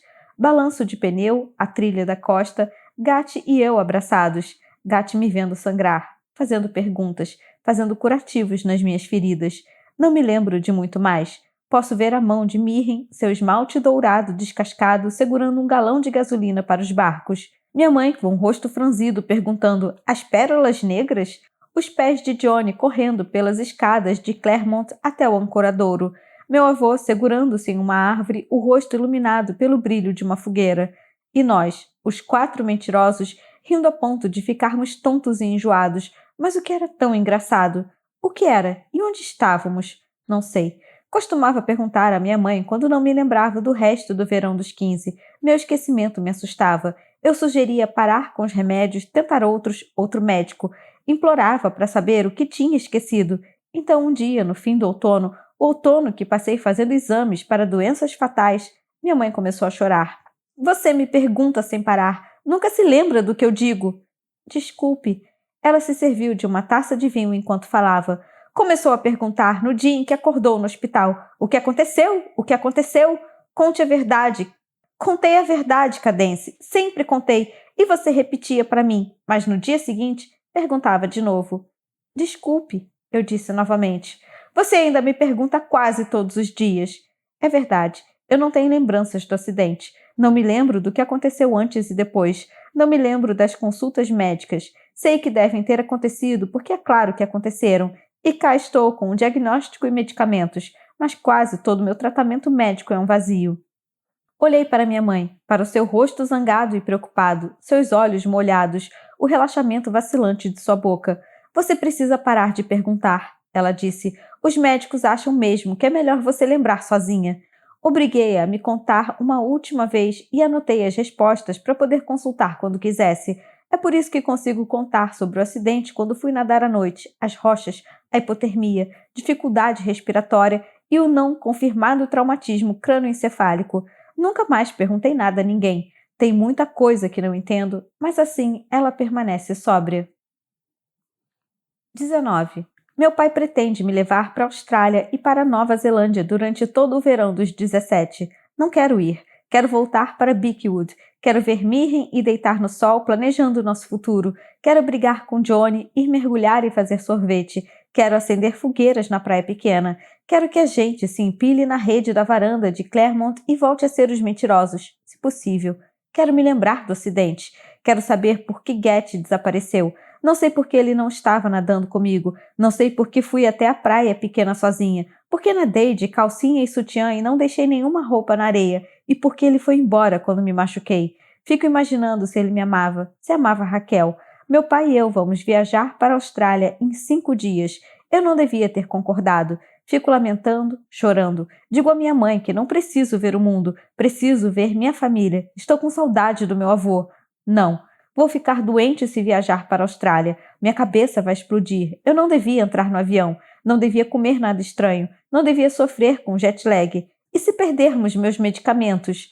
Pare de discutir. A viagem já está paga. Saio para passear com os cachorros de manhã, coloco a louça na máquina e depois guardo. Coloco um vestido e passo blush no rosto. Como tudo que está no prato. Deixo minha mãe me envolver com os braços e acariciar meu cabelo. Digo que quero passar o verão com ela, não com meu pai. Por favor. No dia seguinte, meu avô vem a Burlington e fica no quarto de hóspedes. Estava na ilha desde meados de maio e teve que pegar um barco, um carro e um avião para vir até aqui. Ele não vinha nos visitar desde antes de minha avó Tipper morrer. Minha mãe vai buscá-lo no aeroporto. Eu fico em casa e arrumo a mesa para o jantar. Ela comprou frango assado e acompanhamentos em uma rotisseria no centro. Meu avô emagreceu desde a última vez que o vi. O cabelo branco sobressai como nuvens ao redor das orelhas. Tufos. Ele parece um passarinho. Sua pele está solta ao redor de sua figura e ele está encurvado e barrigudo, diferente de como eu me lembrava dele. Sempre pareceu invencível, com ombros firmes e largos e muitos dentes. Meu avô é do tipo de pessoa que tem lemas. Não aceite não como resposta. Ele sempre nos dizia. E nunca sente nos fundos da sala. Vencedores sentam na frente. Nós, os mentirosos, costumávamos revirar os olhos quando ele fazia essas declarações. Seja resoluto, ninguém gosta de gente evasiva. Nunca reclame, nunca explique. Mas ainda o víamos como alguém cheio de sabedoria em assuntos dos adultos. Meu avô está de bermuda xadrez e mocassim. Suas pernas são pernas finas de velho. Ele dá um tapinha nas minhas costas e pede um uísque com refrigerante. Comemos e ele fala sobre alguns dos seus amigos de Boston, a nova cozinha de sua casa em Beechwood. Nada importante. Depois, minha mãe arruma tudo enquanto mostro a ele o jardim dos fundos. O sol de fim de tarde ainda está lá. Meu avô pega uma peônia e a entrega a mim, para minha primeira neta. Não arranque as flores, está bem? Penny não vai se importar. Vai sim. Cadence foi a primeira. Ele diz olhando para o céu, não em meus olhos. Eu me lembro de quando foi nos visitar em Boston. Vestia um macacão cor-de-rosa e seu cabelo estava arrepiado. Johnny só nasceu 3 semanas depois. Eu estou bem aqui, vô. Cadence foi a primeira e não importava que fosse menina, eu lhe daria tudo, assim como a um neto homem. Eu a peguei nos braços e dancei. Ela era o futuro da família. Aceno com a cabeça. Dava para ver que ela era uma Sinclair. Tinha aquele cabelo, mas não era só isso. Era o queixo, as mãozinhas. Sabíamos que seria alta. Todos éramos altos, até Bessie se casar com aquele sujeito baixinho e Carrie cometer o mesmo erro. Você quer dizer Brod e William? Que bom que nos livramos deles, não é? Meu avô sorri. Todo o nosso pessoal era alto. Você sabia que o lado da minha mãe veio no Mayflower? Para fazer a vida nos Estados Unidos. Sei que não é importante nossa família ter vindo no Mayflower. Não é importante ser alto ou loiro. Foi por isso que tingi o cabelo. Não quero ser a mais velha, herdeira da ilha, da fortuna e das expectativas. Mas também, talvez eu queira. Meu avô bebeu demais depois de um longo dia de viagem. Vamos entrar? Perguntei. Quer se sentar? Ele pega uma segunda peônia e a entrega a mim. Perdão, minha querida. Dou um tapinha em suas costas arqueadas. Não arranque mais nenhuma, está bem? Meu avô se abaixa e toca em algumas tulipas brancas. Sério, não faça isso, eu digo. Ele pega uma terceira peônia de forma abrupta provocativa. Entrega-a para mim. Você é minha Cadence, a primeira. Sim. O que aconteceu com seu cabelo? Eu pintei. Nem te reconheci. Não faz mal. Meu avô aponta para as peônias, agora todas na minha mão. 3 flores para você. Você devia ter 3. Ele parece patético, parece poderoso. Eu o amo, mas não sei ao certo se gosto dele. Pego em sua mão e o levo para dentro. 20. Era uma vez um rei que tinha 3 lindas filhas. Ele amava muito todas elas. Um dia, quando as jovens estavam em idade de se casar, um terrível dragão de 3 cabeças dominou o reino, incendiando vilas com seu sopro ardente. Destruiu plantações e queimou igrejas, matou bebês, idosos e todos que estavam entre um e outro. O rei prometeu a mão de uma princesa em casamento a quem matasse o dragão. Heróis e guerreiros se apresentaram usando armaduras, montando cavalos corajosos e carregando espadas e flechas. Um por um, esses homens foram massacrados e devorados. Finalmente, o rei considerou que uma donzela talvez pudesse derreter o coração do dragão e ser bem-sucedida na missão em que um guerreiro havia fracassado. Ele enviou sua filha mais velha para implorar misericórdia ao dragão, que não escutou nenhuma palavra de seus apelos. Engoliu-a inteira. Então o rei enviou sua segunda filha para implorar misericórdia ao dragão, mas a criatura fez o mesmo. Engoliu-a antes que dissesse uma palavra. O rei enviou sua filha mais nova para implorar misericórdia ao dragão, e ela era tão adorável e esperta que ele tinha certeza de que seria bem-sucedida, embora as outras tivessem perecido. De jeito nenhum. O dragão simplesmente a devorou. O rei ficou sofrendo, arrependido, estava sozinho no mundo. Agora, deixe-me perguntar uma coisa. Quem matou as garotas? O dragão ou o rei? Depois que meu avô vai embora, no dia seguinte, minha mãe liga para meu pai e cancela a viagem para a Austrália. A gritaria, a negociação. No fim, resolvem que vou passar 4 semanas em Beechwood no verão. Depois vou visitar meu pai em sua casa no Colorado, onde nunca estive. Ele insiste. Não vai perder o verão inteiro que passaria comigo ou vai acionar o advogado. Minha mãe liga para as minhas tias. Tenho uma conversa longa e privada com elas na varanda da nossa casa.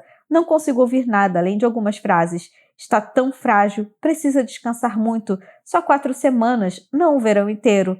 Nada deve incomodar Cadence. A cura é muito gradual. E também Pinot Gris, Sancerre, talvez um pouco de Riesling, nada de Chardonnay. 21. Meu quarto agora está quase vazio. Há lençóis e um edredom na minha cama, um laptop na escrivaninha, algumas canetas, uma cadeira. Tenho algumas calças jeans e alguns shorts. Tenho camisetas e camisas de flanela, alguns suéteres quentes, um biquíni, um par de tênis, um par de crocs e um par de botas. 2 vestidos e sapatos de salto. Casaco quente, jaqueta de nylon e casaco de lona. As prateleiras estão vazias, nenhuma foto, nenhum pôster, nenhum brinquedo antigo. Doação. Um kit de escovar os dentes para a viagem que minha mãe comprou ontem. Eu já tenho escova de dentes. Não sei por que ela comprou outra. Essa mulher compra coisas apenas por comprar. É revoltante. Caminho até a biblioteca e encontro a menina que ficou com meu travesseiro. Ela ainda está encostada no muro. Coloco o kit em seu copo. Doação. Jaqueta verde-oliva de Gat. Aquela que usei na noite em que ficamos de mãos dadas olhando as estrelas e conversando sobre Deus. Nunca devolvi. Devia ter sido a primeira coisa doada. Sei disso, mas não consegui. Era tudo o que me restava dele. Fui fraca e idiota. Gat não me ama. Também não o amo. Talvez nunca tenha amado. Vou vê-lo depois de amanhã e não o amo nem quero sua jaqueta. 22. O telefone toca às 10 da noite antes de irmos para Beechwood. Minha mãe está no banho. Eu atendo. Respiração pesada, depois uma risada. Quem é? Cad? É uma criança, eu percebo. Sim. Aqui é o Taft, o irmão da Mirren. Ele é mal educado. Por que está acordado a essa hora? É verdade que você é viciado em drogas? Taft me pergunta. Não. Tem certeza? Está ligando para perguntar se sou viciado em drogas? Eu não falava com Taft desde o acidente. Estamos em Beechwood, ele diz. Chegamos hoje de manhã. Fico feliz por ele mudar de assunto. Coloco animação na voz. Nós vamos amanhã. O tempo está bom? Vocês já foram nadar? Não. Brincaram no balanço de pneu? Não, disse Taft. Tem certeza de que não é viciado em drogas? De onde você tirou essa ideia? Bonnie, ela disse que eu tinha que tomar cuidado com você. Não dê ouvidos a Bonnie, eu disse. Ouça Mirren. É isso que eu estou dizendo. Bonnie é a única que acredita no que eu falo sobre Cuddle Down, ele diz. Então eu quis ligar para você. Mas não se você for viciado em drogas, porque os viciados em drogas não sabem o que está acontecendo. Não sou viciado em drogas, seu pestinha. Eu digo, embora talvez estivesse mentindo. Cuddle Down é mal assombrada, diz Taft. Posso ir dormir com você, Windmere? Eu gosto de Taft. Gosto mesmo. Ele é meio doido e coberto de sardas, e Mirren o ama mais do que ama as gêmeas. A casa não é mal assombrada, é que tem bastante corrente de ar, expliquei. E Windmere também, as janelas batem. Então Windmere também é assombrada. Taft diz, minha mãe não acredita em mim, nem Liberty. Quando ele era mais novo, era aquele que sempre achava que havia monstros dentro do armário. Mais tarde, convenceu-se de que havia um monstro marinho no cais. Peça para Mirren te ajudar, eu digo a ele. Ela vai ler uma história ou cantar para você na hora de dormir. Você acha? Claro que sim, e quando eu chegar aí te levo para brincar de esqui boia e mergulhar. Vai ser um belo verão, Taft. Tá bom, ele diz. Não fique com medo da velha e idiota Cuddle Down, eu digo a ele. Mostre quem manda e eu te vejo amanhã. Ele desliga sem se despedir. Parte 3. Verão dos 17. 23. Em Woods Hole, a cidade portuária, minha mãe e eu deixamos os cachorros saírem do carro e arrastamos as malas até o cais, onde tia Carrie nos espera. Ela dá um abraço demorado na minha mãe antes de nos ajudar a colocar as malas e os cães no grande barco a motor. Você está mais linda do que nunca, tia Carrie diz. E que bom que veio. Ah, fique quieta, diz minha mãe. Sei que andou doente, Carrie diz para mim. Ela é a mais alta das minhas tias e a mais velha. Seu suéter de caxemira é comprido, as rugas nas laterais da boca são profundas. Está usando joias antigas de jade que pertenceram à minha avó. Não tem nada de errado comigo que oxicodona e uns goles de vodka não curem, respondo. Carrie ri, mas minha mãe se aproxima dela e diz: ela não está tomando oxicodona, está usando um medicamento que não causa dependência, prescrito pelo médico. Não é verdade. Os medicamentos que não causam dependência não funcionaram. Ela parece mais magra, diz tia Carrie. É por causa da vodka, eu digo. Tira meu apetite. Ela não consegue comer muito quando está com dor, diz minha mãe. Fica com náusea. Bess fez aquela torta de mirtilo que você gosta, me diz tia Carrie. Ela dá outro abraço na minha mãe. Vocês estão se abraçando tanto de uma hora para outra? Eu digo, nunca foram assim. Tia Carrie me abraça também. Seu cheiro é de um perfume cítrico caro. Eu não a via fazia muito tempo. A saída do porto é fria e lampejante. Eu sento na traseira do barco, enquanto minha mãe fica ao lado da tia Carrie atrás do timão. Encosto a mão na água. Ela espirra na manga do meu casaco, ensopando a lona. Logo verei meu Get, que não é meu Get. As casas, os pequenos, as tias, os mentirosos. Ouvirei o som das gaivotas, comerei bolo invertido e torta e sorvete caseiro. Ouvirei o pong das bolas de tênis, o latido dos cachorros, o eco da minha respiração no snorkel. Acenderemos fogueiras com cheiro de cinzas. Ainda vou me sentir em casa? Em pouco tempo, Beechwood está diante de nós. Seu contorno familiar se aproxima. A primeira casa que vejo é Windermere, com seus telhados pontiagudos. Aquele quarto do lado direito é da minha mãe, com cortinas azul claras. Minha janela dá para a parte interna da ilha. Carrie vira o barco e consigo ver Cuddle Down no ponto mais baixo do terreno, sua estrutura gorducha e quadrada, uma minúscula baía arenosa, a praia pequena, fica no fim de uma longa escadaria de madeira. A vista muda conforme damos a volta pelo leste da ilha. Não dá para ver Redgate direito entre as árvores, mas vislumbro o acampamento vermelho, depois a praia maior, acessada por meio de outra escadaria de madeira. Claremont fica no ponto mais alto, com vista para o mar em 3 direções. Estico o pescoço para olhar para sua simpática torre, mas ela não está lá. As árvores que costumavam fazer sombra no grande e íngreme pátio também se foram. No lugar da casa vitoriana de 6 quartos, varanda cercada e cozinha de fazenda, no lugar da casa em que meu avô passou todos os verões desde sempre, vejo uma construção elegante e moderna sobre uma colina rochosa. Há um jardim japonês de um lado, pedras expostas do outro. A casa é vidro e ferro. Fria. Carrie desliga o motor, facilitando a conversa. Aquela é a nova Claremont, ela diz. Era apenas um esqueleto ano passado. Nunca pensei que ele fosse ficar sem um gramado, diz minha mãe. Espere até ver lá dentro. As paredes estão vazias e quando chegamos aqui ontem não tinha nada na geladeira além de umas maçãs e um pedaço de erravarte. Desde quando ele gosta de avarte? Pergunta minha mãe. Nem é um bom queijo. Ele não sabe fazer compras. Ginny e Lucille, a nova cozinheira, só fazem o que ele manda. Está comendo pão com queijo, mas eu fiz uma lista enorme e elas foram ao mercado em Edgartown. Agora temos o bastante para alguns dias. Minha mãe tem um calafrio. Que bom que estamos aqui. Olho para a casa nova enquanto elas conversam. Sabia que meu avô havia reformado a casa, é claro. Ele e minha mãe conversaram sobre a nova cozinha quando ele foi nos visitar alguns dias antes. A geladeira e o freezer extra, a estufa e as prateleiras de temperos. Não havia me dado conta de que ele tinha derrubado a casa, que o gramado já era. E as árvores, principalmente a velha e gigantesca cerácea com um balanço de pneu. Devia ter uns 100 anos.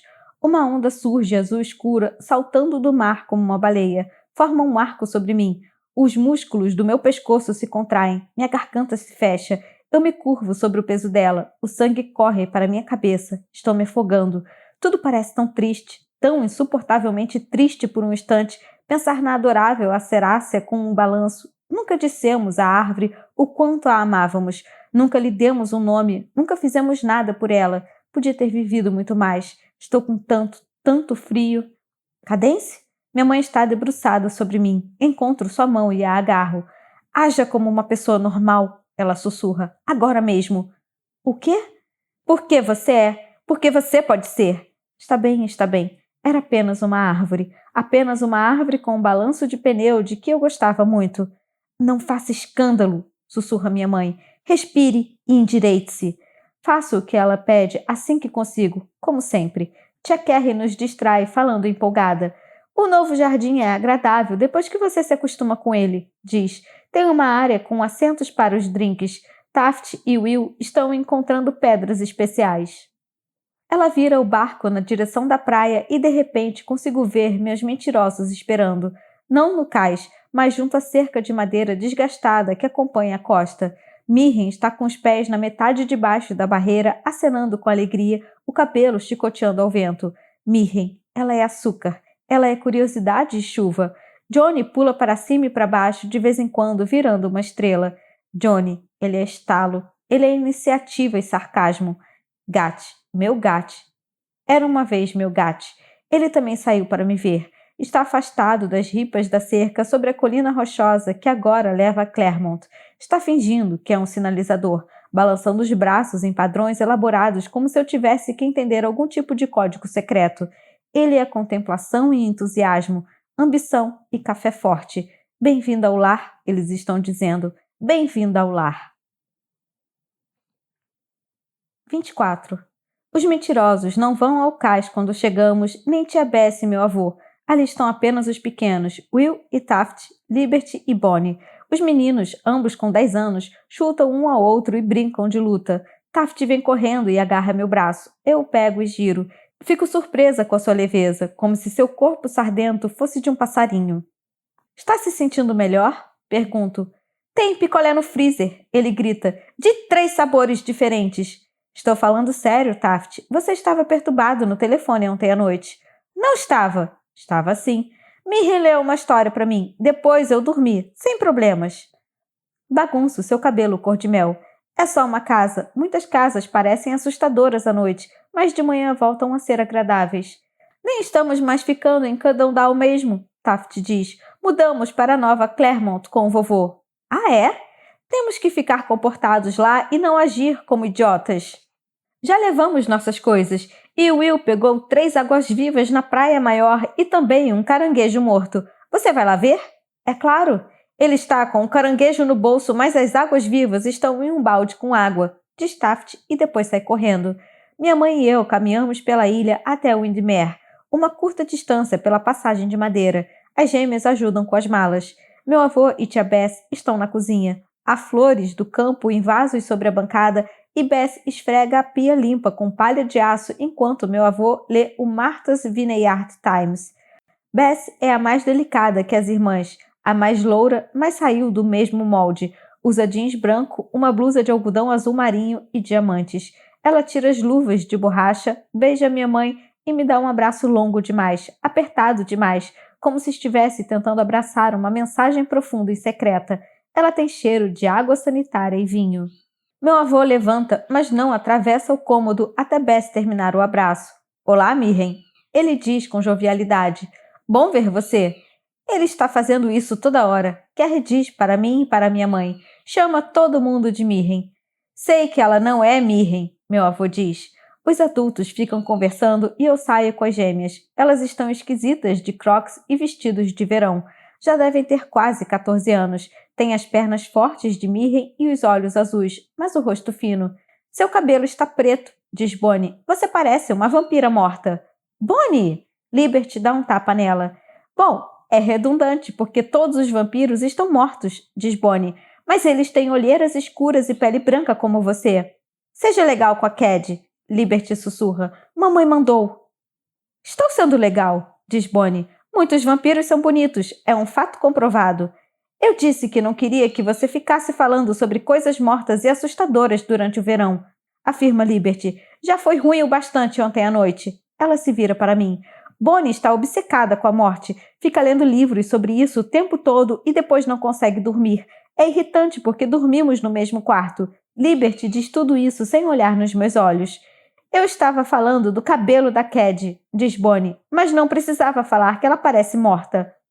Não faz mal, digo a Bonnie. Na verdade, não me importo com o que você acha, então está tudo bem. 25. Todo mundo vai para Nova Claremont, me deixando sozinha com minha mãe em Windermere para desfazer as malas. Deixo a minha de lado e vou procurar os mentirosos. De repente, eles estão em cima de mim como cachorrinhos. Mirren me abraça e me gira. Johnny abraça Mirren. Get abraça Johnny. Estamos todos abraçados, pulando. Depois estamos separados novamente, indo para Cuddle Down. Mirren fala sem parar sobre como está feliz porque Bess e os pequenos vão passar o verão com o vovô. Ele agora precisa ficar com alguém. Fora isso, é impossível ficar perto de Bess e em sua compulsão por limpeza. E ainda mais importante, os mentirosos vão ter Cuddle Down só para si. Get diz que vai fazer um chá porque é seu novo vício. Johnny o chama de idiota arrogante. Acompanhamos Gat até a cozinha. Ele coloca água para ferver. É um redemoinho, todos falando ao mesmo tempo, discutindo com alegria, exatamente como nos velhos tempos. Gat quase não olhou para mim, no entanto. Não consigo parar de olhar para ele. Ele é tão lindo, tão Gat. Conheço o arco do seu lábio inferior, a força dos seus ombros, o modo como enfia a camisa mais ou menos dentro da calça jeans, como seus sapatos são desgastados no calcanhar, como ele toca a cicatriz que tem na sobrancelha sem nem perceber. Estou tão zangada e tão feliz em vê-los. Ele deve ter seguido com a vida como qualquer pessoa equilibrada faria. Get não tinha passado os últimos 2 anos em uma carapaça de dor de cabeça e autopiedade.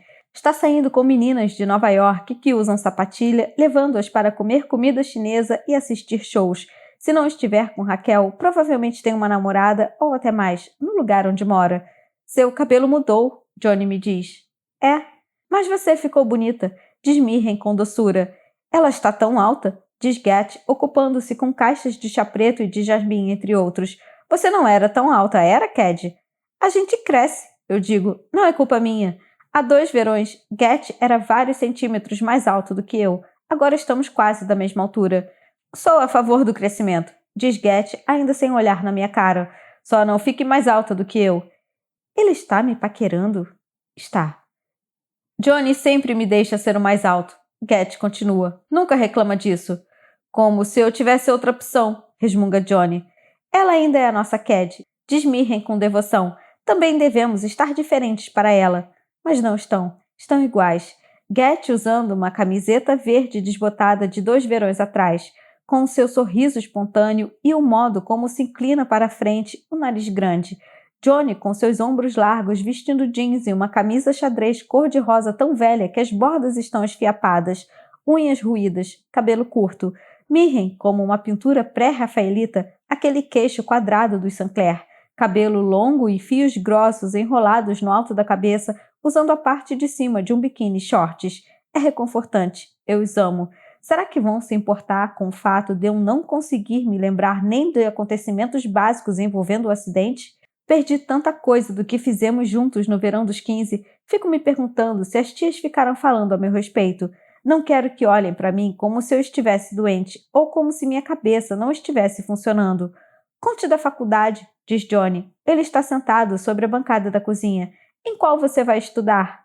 Nenhuma ainda. Essa é uma verdade que não posso evitar. Estou surpresa por eles não estarem sabendo. O quê? Por quê? Não terminei a escola, perdi muita aula depois do acidente. Ah, que droga! Grita Johnny. Isso é terrível. Não pode fazer aulas de recuperação? Só se eu não viesse para cá. Além disso, terei mais chances de entrar na faculdade depois de cursar todas as matérias de direito. O que você vai estudar? Get pergunta. Vamos falar sobre outra coisa. Mas nós queremos saber, diz Mirren. Todos queremos. É sério, eu digo. Vamos mudar de assunto. Como anda sua vida amorosa, Johnny? Uma droga. Ergo as sobrancelhas. Quando se é tão lindo como eu, nunca é tranquilo, ele ironiza. Tenho um namorado chamado Drake Loggerhead, afirma Mirren. Ele entrou na faculdade de Pomona, assim como eu. Tivemos relações sexuais várias vezes, mas sempre com proteção. Ele me dá rosas amarelas toda semana e tem belos músculos. Johnny cospe o chá. Get e eu rimos. É sério? Johnny pergunta. Sim, responde Mirren. Qual é a graça? Nenhuma? Johnny sacode a cabeça. Estamos saindo há 5 meses, diz Mirren. Ele está passando o verão em um programa de treinamento ao ar livre. Assim vai ter mais músculos da próxima vez que nos encontrarmos. Você só pode estar brincando, diz Gat. Só um pouco, diz Mirren, mas eu o amo. Aperto a mão dela. Estou feliz porque tem alguém para amar. Depois vou perguntar sobre as relações sexuais. Eu a alerto. Quando os meninos não estiverem aqui, eu conto tudo, ela diz. Deixamos as xícaras de chá na cozinha e descemos para a praia pequena. Tiramos os sapatos e afundamos os dedos na areia. Há conchas minúsculas e afiadas. Não vou jantar na Nova Claremont, diz Mirren de maneira conclusiva, nem tomar café da manhã. Esse ano não. Por que não? Pergunto. Eu não aguento, ela diz. As tias, os pequenos, vovô, ele está meio lelé, sabia? Confirmo com a cabeça. É muita gente junta, só quero ser feliz com vocês, aqui, diz Mirren. Não vou ficar naquela casa nova e fria, eles estão bem sem mim. Digo o mesmo, diz Johnny. Eu também, diz Gat. Percebo que eles discutiram a ideia antes de eu chegar. 26. Mirren e Johnny entram na água com snorkels e nadadeiras. Nadam à procura de lagostas. Provavelmente só vão encontrar águas-vivas e pequenos caranguejos. Mas, mesmo com pouca opção, sempre mergulhamos na praia pequena. Sempre. Gat fica sentado comigo sobre um cobertor de batik. Observamos os outros em silêncio. Não sei como falar com ele. Eu o amo. Ele se provou um idiota. Eu não devia amá-lo. Sou burra por ainda amá-lo. Tenho que esquecer isso. Talvez ele ainda me ache bonita, mesmo com meu cabelo e as olheiras. Talvez. Os músculos de suas costas se movimentam sobre a camiseta. A curvatura do seu pescoço, o arco suave de sua orelha, uma pintinha marrom do lado do pescoço, as lúnulas nas unhas. Eu o observo depois de tanto tempo longe. Não olhe meus pés de ogro. Gat diz de repente. O quê? São horrorosos? Um ogro entrou no meu quarto à noite, pegou meus pés normais e me deixou com esses pés horrendos de ogro. Gat escondeu os pés sobre uma toalha para que eu não pudesse vê-los. Agora você sabe a verdade. Fico aliviada por conversar sobre banalidades. Use sapatos. Não vou usar sapatos na praia. Ele descobre os pés. Parecem normais. Tenho que agir como se estivesse tudo bem até encontrar aquele ogro. Depois vou matar a criatura e pegar meus pés de volta. Você tem alguma arma? Não. Fala sério. Ah, tem um atiçador de lareira em Windmere. Certo. Assim que o vir, vamos matar o ogro com o seu atiçador de lareira. Já que insiste, eu me deito sobre o cobertor e coloco o braço sobre os olhos. Ficamos em silêncio por um momento. Ogros são noturnos, eu acrescento. Cad? Gat sussurra. Eu me viro e olho em seus olhos. O que foi? Achei que não fosse te ver nunca mais. O quê? Ele está tão perto que poderíamos nos beijar. Achei que não fosse te ver nunca mais, depois de tudo que aconteceu e quando você não veio no verão passado. Por que não me escreveu? Sinto vontade de dizer. Por que não me ligou esse tempo todo? Ele toca meu rosto. Estou tão feliz por você estar aqui, Gat diz. Estou tão feliz por ter essa chance. Não sei o que acontece entre a gente. Não sei mesmo. Ele é tão idiota. Me dê a mão, Gat diz. Não sei se quero, mas ao mesmo tempo, é claro que quero. Sua pele é quente e arenosa. Entrelaçamos os dedos e fechamos os olhos contra o sol. Só ficamos ali deitados, de mãos dadas. Ele esfrega o polegar na palma da minha mão, como fez 2 verões antes sobre as estrelas. E eu derreto. 27. Meu quarto, em Windmere, é coberto de painéis de madeira pintados de creme. Há uma colcha verde de retalho sobre a cama. O tapete é como aqueles feitos de trapos que se vê em pousadas do interior. Você esteve aqui há 2 verões, digo a mim mesma, nesse quarto, todas as noites, nesse quarto todas as manhãs. É provável que estivesse lendo, jogando no iPad, escolhendo roupas. Do que se lembra? Nada. Belas gravuras de botânica ocupam as paredes, além de algumas obras da minha autoria. Uma aquarela da acerácea que costumava ocupar o gramado de Claremont e 2 desenhos feitos com lápis de cor, um da vovó Tipper com seus cachorros, Príncipe Philip e Fátima, e outro do meu pai. Arrasto o cesto de roupas de Vimy para fora do armário, tiro todas as imagens e as enfio no cesto. Há uma prateleira cheia de livros infantos juvenis e de fantasia que eu gostava de ler alguns anos atrás. Histórias de criança que li centenas de vezes. Pego todos e empilho no corredor. Vai doar os livros? Você ama livros? Minha mãe diz. Ela está saindo do quarto, usando roupas limpas para o jantar. Batom. Podemos doar para alguma biblioteca, eu digo, ou para o Exército da Salvação. Minha mãe se abaixa e folheia os livros. Lemos Vida Encantada juntas, você lembra? Faço que sim com a cabeça. E esse também, As Vidas de Christopher Shunt. Você tinha 8 anos, queria ler tudo, mas ainda não sabia direito, então eu lia para você e para Gat durante horas e horas. E Johnny e Mirren? Eles não aguentavam ficar parados, disse minha mãe. Não quer guardar esses? Ela estica o braço e toca meu rosto. Eu recuo. Quero que tudo tenha um lar melhor, digo a ela. Esperava que você se sentisse diferente quando voltássemos para a ilha, só isso. Você se livrou de todas as coisas do papai, comprou um sofá novo, louça nova, joias novas. Cade, não tem nada na casa inteira que diga que ele já morou com a gente, exceto eu. Por que você pode apagar meu pai e eu não posso... Apagar você mesma? Minha mãe diz. Outras pessoas podem usar isso, respondo, apontando para a pilha de livros. Pessoas que realmente precisem. Você não pensa em fazer o bem? Naquele momento, Pop, Bosch e Grendel sobem as escadas correndo e ocupam todo o corredor em que estamos, fuçando nossas mãos, abanando os rabos peludos na altura de nossos joelhos. Minha mãe e eu ficamos em silêncio. Finalmente ela diz: Não tem problema se você ficar vagando pela praia pequena, ou seja lá o que fez essa tarde. Não tem problema se doar seus livros, já que sente tanta necessidade. Mas eu te espero em Claremont para o jantar em 1 hora, com um sorriso no rosto para o seu avô. Sem discussão, sem desculpa, entendeu? Faço que sim. 28. Sobrou um bloco de vários verões atrás, quando eu e Gat ficamos obcecados com papel quadriculado. Fazíamos um desenho atrás do outro, preenchendo os quadrinhos com lápis de cor para fazer retratos pixelados. Encontro uma caneta e anoto todas as lembranças que tenho do verão dos 15. Sanduíches de marshmallow, nadar, o sótão, a interrupção, a mão de Mirren com esmalte dourado descascado segurando um galão de gasolina para os barcos. Minha mãe com o rosto franzido perguntando: as pérolas negras? Os pés de Johnny correndo pelas escadas de Claremont até o ancoradouro. Meu avô segurando-se em uma árvore, o rosto iluminado pelo brilho de uma fogueira. E nós, os 4 mentirosos, rindo tanto a ponto de ficarmos tontos e enjoados. Pego uma página separada para o acidente em si, o que minha mãe me disse e o que imagino. Devo ter ido nadar sozinha na praia pequena. Bati a cabeça em uma pedra. Devo ter lutado para voltar à costa. Tia Bess e minha mãe me deram chá. Fui diagnosticada com hipotermia, problemas respiratórios e um traumatismo crânioencefálico que nunca apareceu nas tomografias. Colo as páginas na parede acima da minha cama. Acrescento post-its com perguntas.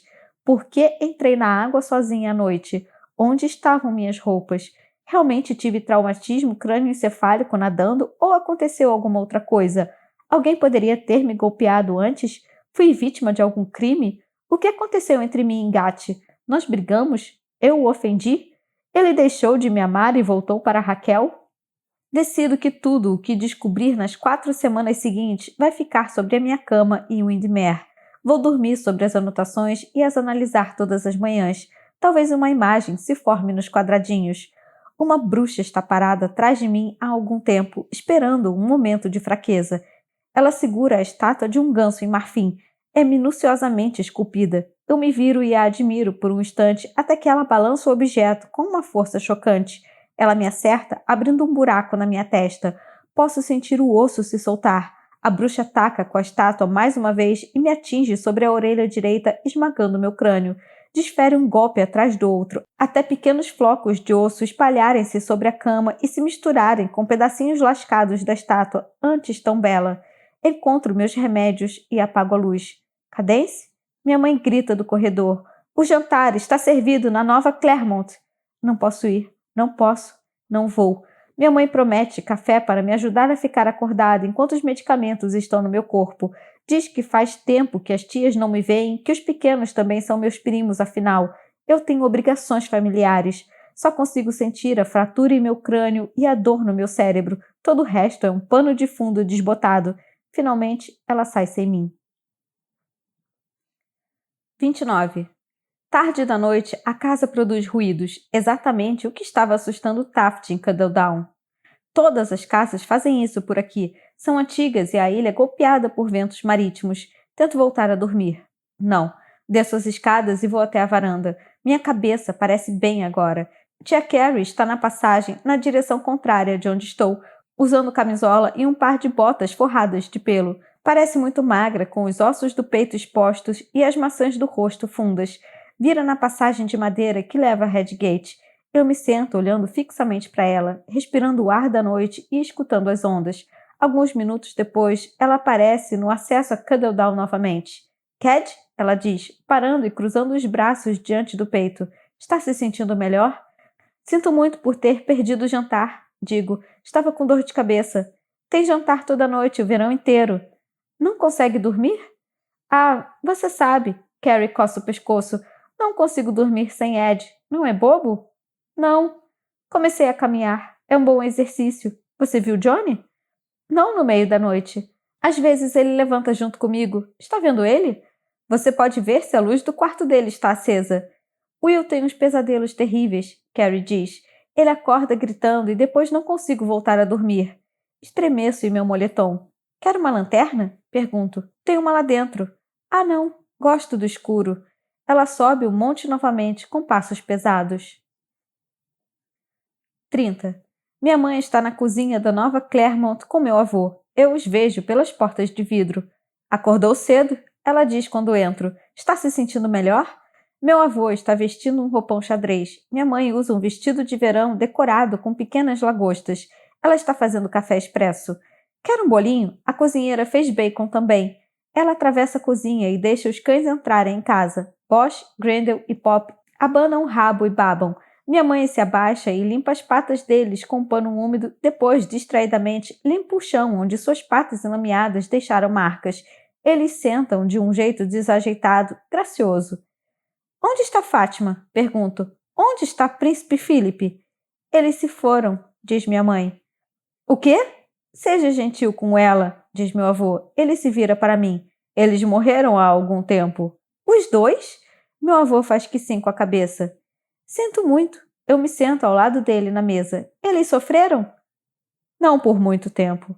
Minha mãe traz um prato de bolinhos de framboesa e um prato de bacon para a mesa. Pego um bolinho e passo manteiga e mel. Ela costumava ser loirinha, uma Sinclair dos pés à cabeça. Meu avô reclama para minha mãe. Falamos sobre meu cabelo quando foi nos visitar, lembrou ele. Não espero que goste. Avós nunca gostam de cabelo tingido. Você, a mãe, devia obrigar Mirren a voltar ao cabelo de antes, meu avô diz para minha mãe. O que aconteceu com as loirinhas que corriam por essa casa? Minha mãe suspira. Nós crescemos, pai, ela diz. Nós crescemos. Inscreva-se no clube de membros do Som dos Livros e tenha acesso antecipado a todos os vídeos do canal. Fim da primeira parte do livro Mentirosos, de E. Lockhart.